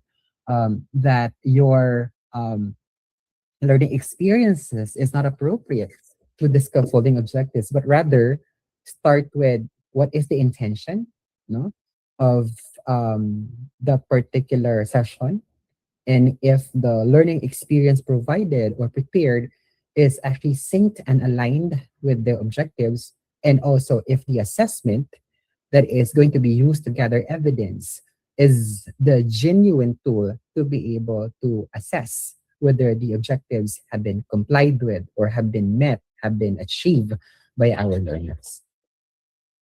Now, instead of starting with your assessment is not aligned, try what thinking does your objective require learners to demonstrate. If the teacher says analysis continue, which part of the assessment gets learner demonstrate analysis, then probably ask how might you revise the task so that the evidence matches the objective. Now, the teacher is doing the reasoning. The supervisor still guides the process, but the teacher becomes an active professional thinker rather than merely the recipient of corrections. That is what I mean by coach the reasoning, not merely the document. Now, the long term goal of coaching is not to create teachers who need a supervisor every time they make a decision. The goal is to develop teachers who can increasingly notice evidence, diagnose an issue, choose an appropriate response, and examine whether the response worked. In other words, good coaching gradually strengthens professional independence. The strongest evidence that coaching work is not simply that the teacher revised one lesson plan correctly. If it is that the teacher begins to recognize similar alignment issues independently in future plans. Good coaching develops better instructional decision makers. And I'd like to share something now out of the experience. To be honest, I haven't been able to, when I was a teacher, I have not been able to actually get a lot of coaching from my instructional supervisors or master teachers. And to be honest, before I left Dep Ed in 2021, but I returned, right? Before I left, I haven't experienced being observed nor being coached. Um, and what happened is that in 2021, I had a chance to undergo cultural exchange in the US, no, particularly in Alaska, in the city of Whittier. It's actually a community school. And what happens is that we're just provided with standards, but we have all the materials that we can basically use, um, in how we actually deliver the instruction as how we gather evidence of learning through assessment. Now, what happens here is that that principal went in my class and he observed me for a day. It's not really just purely observation because he brought with him his laptop doing administrative tasks. He was just there, right? And of course, because I was not able to actually get coaching sessions in the Philippines, so um, I only made use of what I learned in college, and that is to, not consider, right, cognitive demands, of learning competency, and just, kind of discuss that. And then after discussing, just assess, so after that whole day of observation, actually the principal talked to me about it. And it is worth noting that the questions that he asked actually aligns, no, to the questions or to the five principles that I have shared to you a while ago. He was asking me already about cognitive demand, and I was not straightforward with my answer, because who cares about cognitive demand? All right. He also asked me if I was actually able, or did I follow scaffolding objectives in delivering the lesson. And then my answer was, I'm not sure, because I just actually tried to deliver the standards. Their standard there is our learning competency here in the Philippines. So it's still the same, that there's a verb and then there's a context, no? And that particular learning competency should give you of the context of what to be learned and how assessment should be actually carried over. So my experience in the US is the one that actually gave me a broader perspective of alignment of learning competency to the objectives, and then experience or instruction to objectives, and also assessment to objectives. And that has become my advocacy. And there's a reason why for every time uh, that I have coaching sessions with my colleagues, that I see to it that it's really something that's meaningful, and it is not just something that is kind of imperative sounding, wherein I'll just tell the teacher that you need to do this, and that. No, it is a meaningful conversation wherein it is becoming an avenue, an opportunity to really allow the teacher to realize, no, where's the breakdown, and to actually be able to make a fix, no, out of the breakdown. And also during after observation, what I normally do during the conference is to actually allow the teacher to describe, what happened, and not me giving up a description of what I have observed.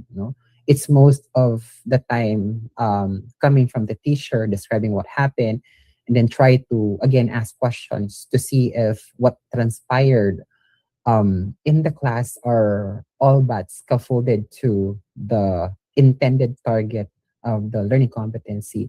And the good thing about it is that my members are already able to at least show improved proficiency in terms of breaking down learning competency into scaffolding objectives and designing instruction um, on the identified scaffolding objectives, and also be able to write assessment questions that would gather enough evidence whether or not such scaffolding objectives has been met based on success criterion, or on summative test be able to assess whether the questions in the test are actually good evidence to look at, to assess whether such learning competency has been met, no, or achieved by the learners, no. um, but it is something that cannot just happen in one setting. And that's the reason why for most of my lax session we always do um, we always do session, or scaffolding objectives breakdown activity. We also conduct learning experience design activity, and it's not always done. It's not only done, no, once in a year. I always tend to go back, especially if, say, for example, they will again submit a lesson plan that has um, misaligned scaffolding objectives. No, so I would again go back and provide them a different activity. So just recently, if I am going to share, um, we've already conducted lax sessions pertaining to alignment of objectives, no, from the intended learning competency.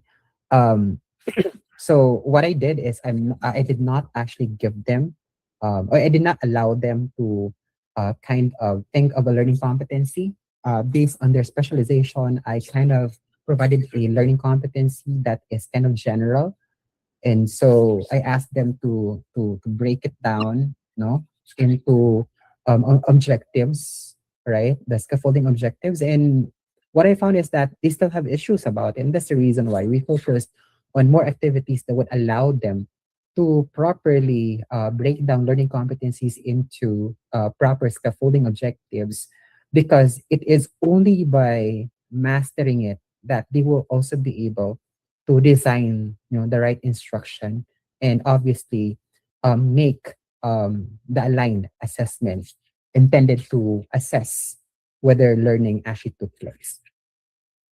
All right. Now, from coaching, we naturally move into reflection. Now, reflection is often required in lesson plans. And I hope that you're doing it, because I know that for most of the time, reflection is blank. Professional development activities, such as in your IPCR, probably the IDP, observation forms, portfolios, and performance systems. But not all reflection leads to improvement. The key question is, what makes reflection useful? My answer today is again evidence, something that I have been highlighting since then. I read this reflection. The lesson went well.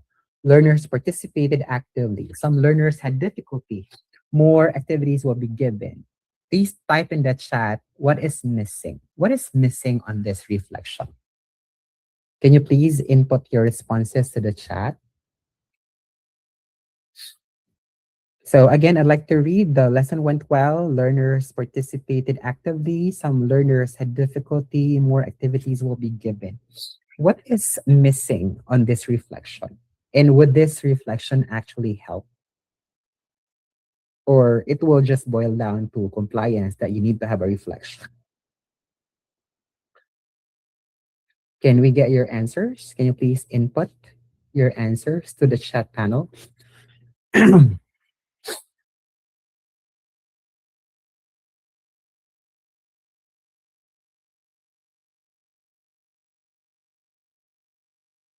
At least one or two responses would be good.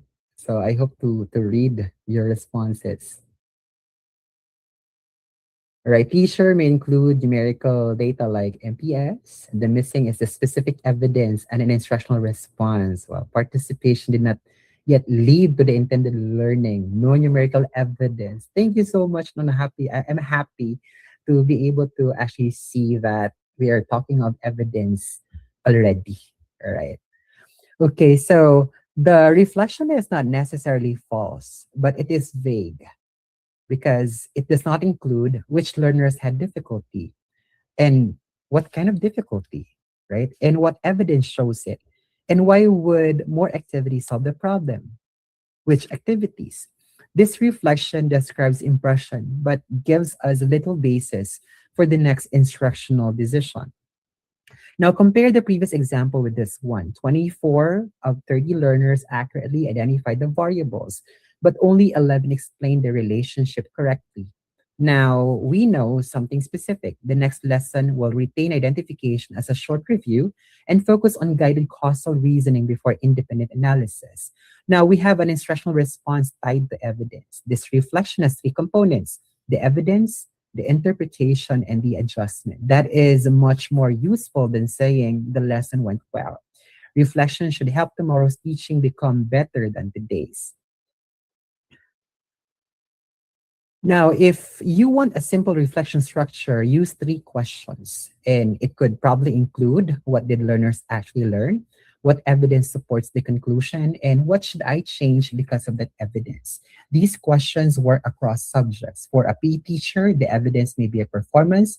For mathematics teachers, it may be solutions and explanations. For languages, it might be written or spoken output. For TLE, it may be quality of a procedure or a product.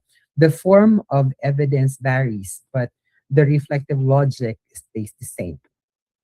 Here is a statement I want you to remember. Reflection without evidence can become impression. I think they understood, they seemed happy, they looked confused. These observations can be useful, but they need stronger evidence. On the other hand, evidence without reflection can become paperwork. We can calculate means, percentages, MPS, item difficulty, and dozens of statistics. But if none of those change what we do, then the analysis has limited instructional value. We need both. Evidence tells us what happened, reflection tells us or helps us decide what it means and what we should do. Now we come to a reality teachers increasingly face. Now, AI can generate essays, solve problems, summarizes text, draft presentations, write code, answer questions, creates outputs quickly. That changes the assessment environment. The question is no longer simply how do I stop students from using AI? A more productive question is how do I design evidence of learning that remains meaningful in an AI rich environment? Now, here is our question. If AI can generate the answer, what exactly are we assessing? Can you please input your answers on the chat panel?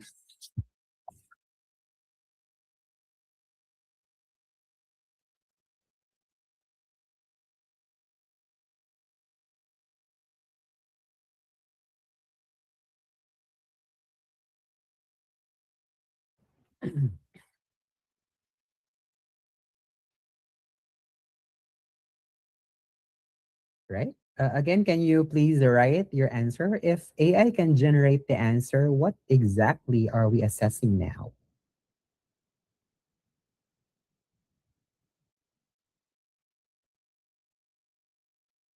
Can we get responses to this question?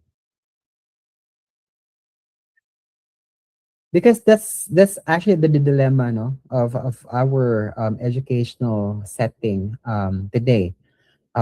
Because almost, if not all, are already utilizing AI.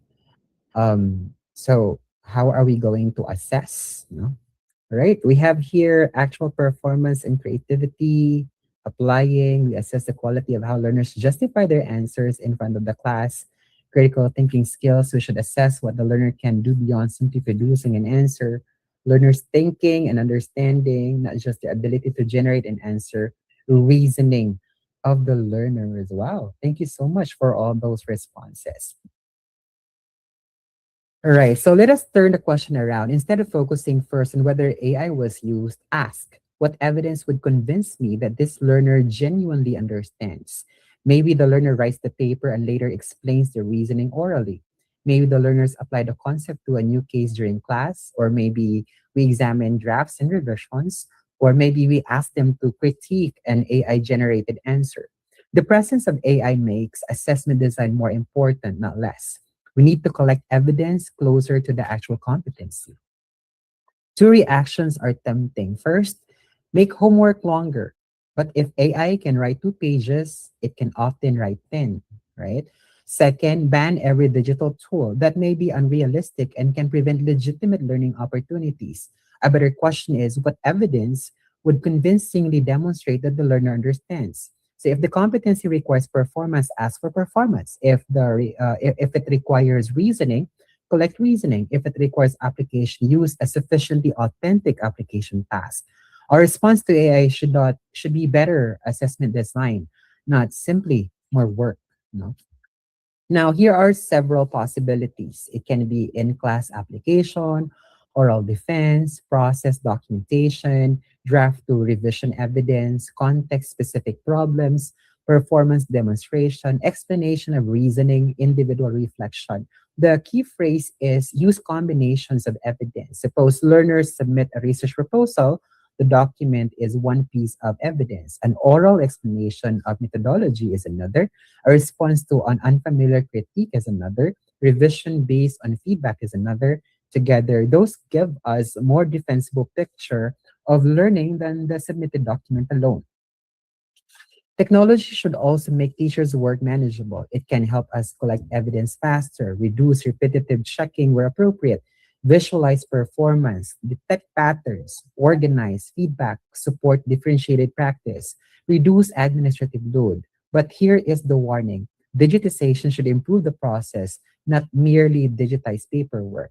If we take an inefficient paper form, place the exact same unnecessary process online, and add three password screens, we have not necessarily innovated. The question should always be, what problem are we solving for the teacher and the learner?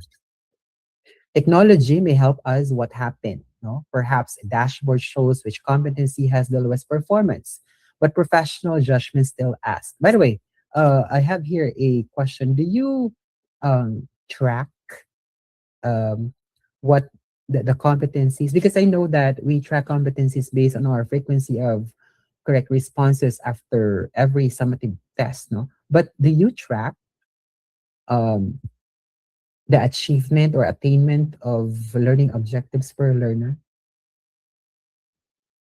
If you have gone through training with Tesla, I'm pretty sure you've seen that they have a very huge board, no, in the training room with the names of the trainees, and there are columns that outlines the learning competencies. And if you could notice, there's a check and a cross mark check, meaning the learner was able to actually show proficiency or has achieved the necessary skill for that particular learning objective. Do you also do that? No? Because in my class, I do. No? I prepare a Google sheet, right, with the learning competencies on top, and then the names of the learners. And so when I do summative assessment, and say for example, my assessment, right, is a combination of three learning competencies. So say for example, I have 1 to 20 and 1 to 7 is the first learning competency. Items 8 to 14 is the second learning competency, and item 15 to 20 is the third learning competency. So what I would usually do is that after checking, I would ask my learners to uh, get separate score brackets, no, for those items, and I actually list them down in my tracker aligned with the learning competency. So by looking at the result, it will give me the impression that um, these are the learners that need remediation, right, for the particular competency, and the rest, right, is all good. So it's gonna give you a good reflective dashboard to look for to do the right intervention, right? And another would be, was the concept difficult? Was instruction insufficient? Was assessment flawed? Did learners lack prerequisite knowledge? Then professional judgment ask, what should we do next? And finally, did the intervention ask? Those are education decisions technology can support, but it does not remove our professional responsibility. So to support judgment, they should not replace educational purposes. We now have discussed supervision, innovation, assessment, coaching, reflection, and technology. So let us put them together. This final case is not about remembering definitions from the presentations. I want us to practice the entire improvement cycle using one classroom situation. The challenge here is simple: diagnose before you describe. So, say for example, this is a grade 9 mathematics competency, and the learning competency is solve involving applications of linear equations in real life context. Now look at learner performance. 28 of 32 can identify the correct equation when the question is essentially presented through the situation. 24 can solve an equation once it is already formed, but only 12 can independently translate a new word problem into an equation. Only 9 can explain why their mathematical model represents the situation. So do not jump to a strategy yet. First ask, what does this evidence tell us learners can already do, and where does the difficulty begin? So let's try to answer these questions. No, so can you please try to answer these questions, right? On that chat panel, you have 4 questions here. What can learners already do? Where does performance break down? What evidence supports your diagnosis? And what should the teacher avoid reteaching unnecessarily? So I have included here the what we call as the situation. It's a screenshot that you could take a look at for grade 9 mathematics. So I'll give you a minute to think about your answers, no? And then please input your answer on the chat panel for our discussion later. Don't you worry, we only have 9 slides left before I'll end my talk. Can we have responses already?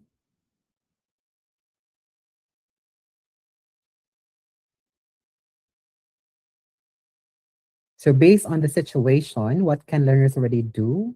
What can recognize an appropriate equation and solve an equation once form where this performance breakdown, and what should I'm sorry, what learners can already do, what where does the performance break down, what evidence supports your diagnosis, and what should the teacher avoid reteaching unnecessarily.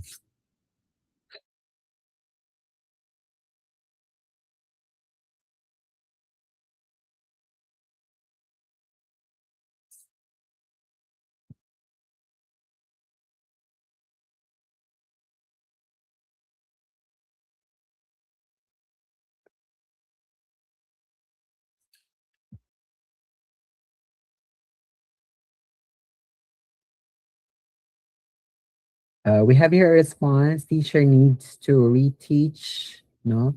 What was it? Bullet number two. Bullet number two is 28 32, 28 out of 32, or yeah, 22nd bullet, right, sir? Is this the 24 out of 32 or the 12 out of 32? Okay. Do we have any other answers? Thank you so much, Mr. Aguilar.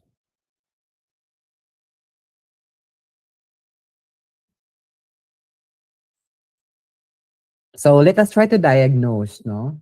What can learners already do? So many of you probably recognize that, that many of the learners can recognize already appropriate equation and solve an equation once formed that's based on the evidence. So where does the performance break down? So based on the given situation, it appears that the breakdown happens when learners have to mathematize the situation themselves. That includes translating the context into an equation and explain why the model makes sense. Therefore, should we spend the whole intervention reteaching equation solving procedures? So probably not, because 24 out of 32 already solve a form equation correctly. So our intervention should focus more directly on translating real life situations into mathematical representations and explaining the relationships. So again, diagnosis comes before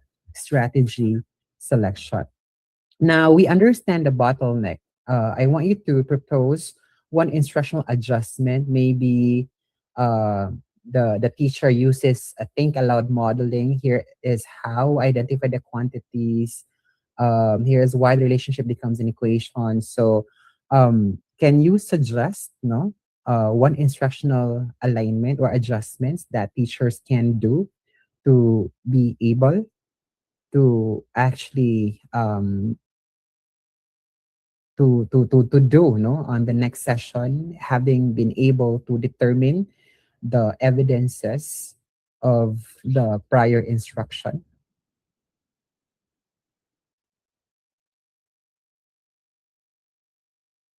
Right, so we have a very long answer from Tunga for the questions a while ago. Thank you so much, ma'am.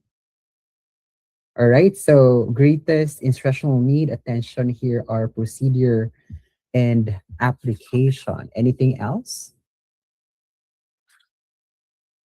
Any other responses to the currently asked question about, aside from think aloud modeling, work example comparison, gradual release, contextualized problems, right? Peer explanation, but think of an instructional adjustment that actually fits the evidence. Any other response? Follow procedures correctly and apply learned concepts and skills effectively during practical activities. Thank you.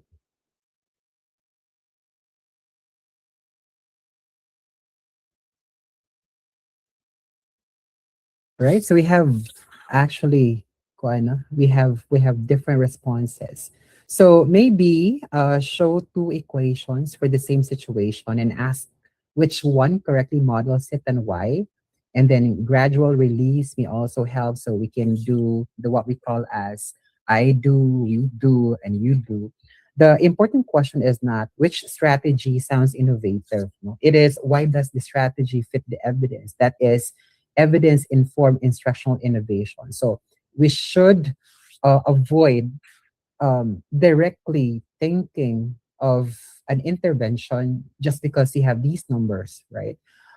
What needs to be done is to really be able to interpret the numbers properly, right? And be able to identify where the breakdown happens for us to be able to think of possible interventions or instructional alignment, so that after we're able to identify, so then we'll be able to justify if it really fits, no, given the evidence, right, that you have seen. Now, imagine you're coaching the teacher. Say, for example, you're coaching the teacher. Do not immediately say you should use think aloud modeling. Instead, ask what the learner's responses suggest about where the difficulty begins, and maybe follow with which part of your current lesson gives learners practice translating a situation into an equation, and then some sort of like that. Um, on top of it, can you try to suggest one coaching session, probably on top of what I've already shared, particular to the preferred one. Aside from that, any other questions, right?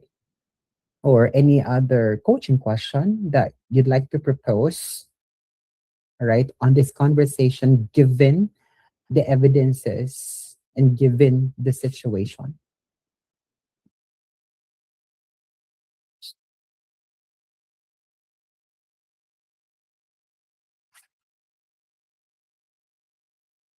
Right? Can you again suggest one additional question on top of the preferred, right? That you can ask if you were the instructional supervisor of the teacher showing these evidences, you know, because there's the competency and the result.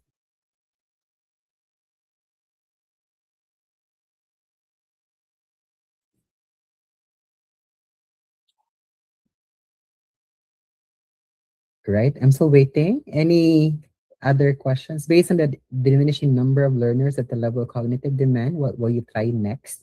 And how will you know if it worked? Yes. So it's really referring to the principles of asking coaching questions. Thank you so much, Sir Relator. Any other?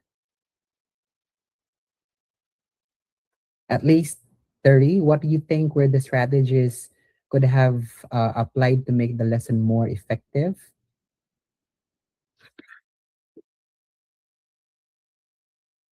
Yeah, and then a follow-up question could probably based on these strategies, which fits better. So that's like the preparatory question, and then ensure that there's a follow-up.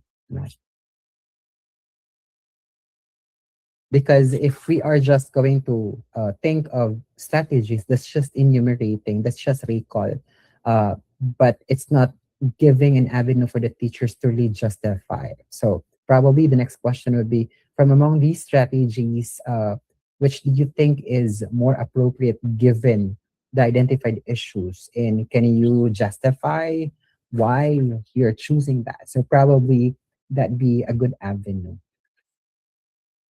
Right. So what we need to always consider is that teaching should keep the teacher intellectually involved. So coach inquiry, and again, do not coach dependence.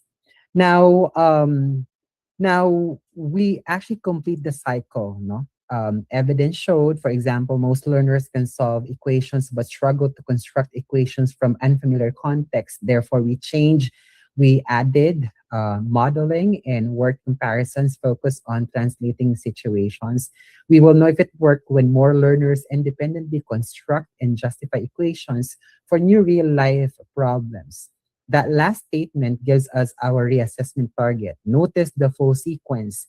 assessment, diagnosis, innovation, coaching, reflection, reassessment. That is what improvement looks like when the pieces actually connect. We are now bringing the morning together. We started with one question. What evidence do we have that what we did actually improve learning? We have explored many topics, but they all return to that question. Now let us look again at the entire system. We supervise, we assess, we understand the evidence, we innovate or adjust, we coach, we reflect, we reassess. And the result is not automatically improvement simply because every step happened. Improvement happens when each step informs the next. Assessment that does not inform instruction becomes isolated data. Supervision that does not use evidence becomes observation without diagnosis. Innovation that does not respond to a learning need becomes novelty. Reflection that does not change practice becomes documentation. The value lies in the connection. If you remember only three things from our session, remember these. Align before activity. Before asking what activity shall I do, ask whether the competency, objectives, learning experiences, and assessment point toward the same intended learning. Evidence before intervention. Before deciding to reteach, remediate, differentiate, or change strategies, ask what the evidence says the problem actually is. Purpose before innovation. Before adopting a new application, strategy, or AI tool, ask what educational problem it is supposed to solve. These three principles connect almost everything we actually discussed today. So before choosing the next activity, ask, what does the evidence tell us? Before recommending an intervention, what does the evidence tell us? Before rating a lesson, what does the evidence tell us? Before returning an LP, what does the evidence tell us? Before adopting a new tool, what does the evidence tell us? That question sounds very simple, but it changes our posture. We stop making decisions primarily from habit, preference, novelty, or assumption. We begin making decisions from learning evidence and professional judgment. I want to leave you with this thought. The best assessment is not the one that produces the most scores. Sometimes we associate rigorous assessment with more items, more tables, more calculations, more outputs, and more paperwork. But assessment only becomes educationally valuable when the evidence tells us something that is useful. So, the best assessment is the one that produces the best decision next, right? What should I reteach? What should I stop reteaching? Who needs support? What misconceptions needs attention? What strategy should I change? What question should I ask? These are decision assessment that should help us actually make. Now, so let us return one final time to our central idea. Assessment becomes powerful when it changes the next instructional decision. The same is true for supervision. The same is true for coaching. The same is true for reflection. The same is true for innovation and technology. Their values do not come from the fact that we completed them. Their value comes from what they help us improve. As teachers and educational leaders, we will never have perfect information, but we can develop a stronger habit of asking for evidence, interpreting it carefully, and using it to make better decisions for learners. Thank you very much for your participation, especially on the responses in the chat and your willingness to examine practice with me this morning. And thank you, Rona's Training Center, for bringing us together. May the evidence we collect not simply fill our records. May it improve what happens next in our classrooms. Thank you so much, everyone.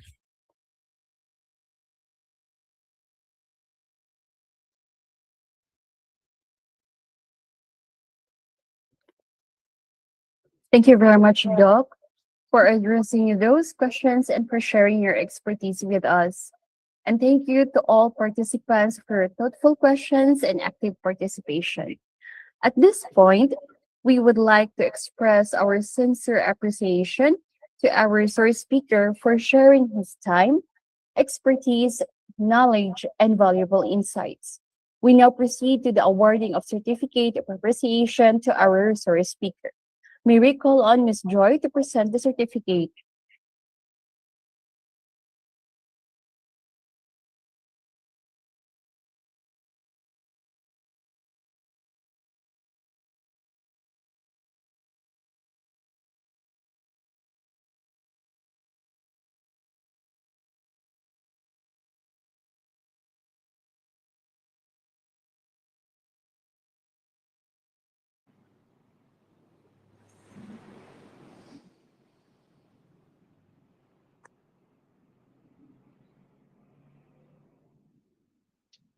Allow me to read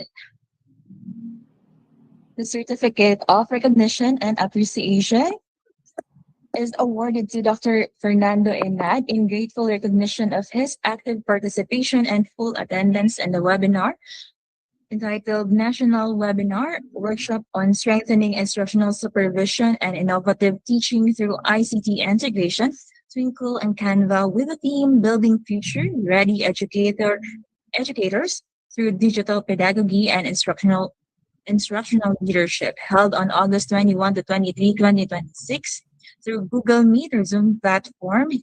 His exemplary expertise, inspiring insights, and steadfast commitment to educational excellence has significantly enriched the learning experience of participants. Through his engagement, he has empowered educators, deepened professional reflections, and advanced the mission of transformative education for Filipino learners. Given this 23rd day of August 2026 via Google Meet platform, signed by our Training Center Director, Ms. Leslie Rose B. Nguyen, LPT.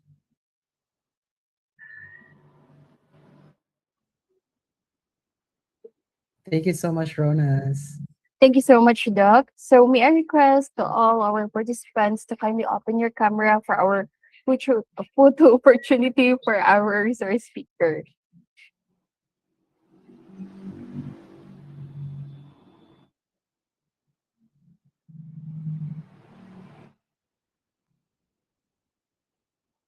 Okay, may I request once again our participants to kindly open your camera for the photo opportunity together with our resource speaker. Okay, in a count of three, 1, 2, 3, smile. Okay, another 1, 2, 3, smile. Okay, so ladies and gentlemen, let us give Dr. Fernando Inad a well-deserved virtual round of applause. Congratulations, Doc, and once again, thank you very much for sharing your expertise and inspiring our educators today. May the knowledge and strategies you have shared continue to create a positive impact in our classroom and schools. Okay. So may I remind once again our participants to kindly join in our Google Classroom, and we also attach in our chat box the resource speaker evaluation. Okay. So, and now before we proceed to our next learning session, we will have our lunch break. Before you leave, kindly make sure that you have accomplished your resource speaker evaluation that we attach in our chat box. And of course, any attendance related activities for the morning session. We would like to thank everyone for your active participation this morning. We hope that you have gained valuable insights and practical ideas from our first session and from the inspiring presentation of Dr. Fernando Inad. At this time, we invite everyone to take a well-deserved break, have your lunch, refresh yourselves, and recharge for our afternoon session. Please be reminded to return to the webinar room by 1:30 p.m. Yes po, 1:30 p.m. so that we can start our afternoon session promptly. Once again, thank you for your active participation. Have a wonderful and relaxing lunch break, and we will see you again at exactly 1:30 p.m. Thank you, everyone. Thank you, Doc. You're welcome, ma'am. Enjoy your lunch.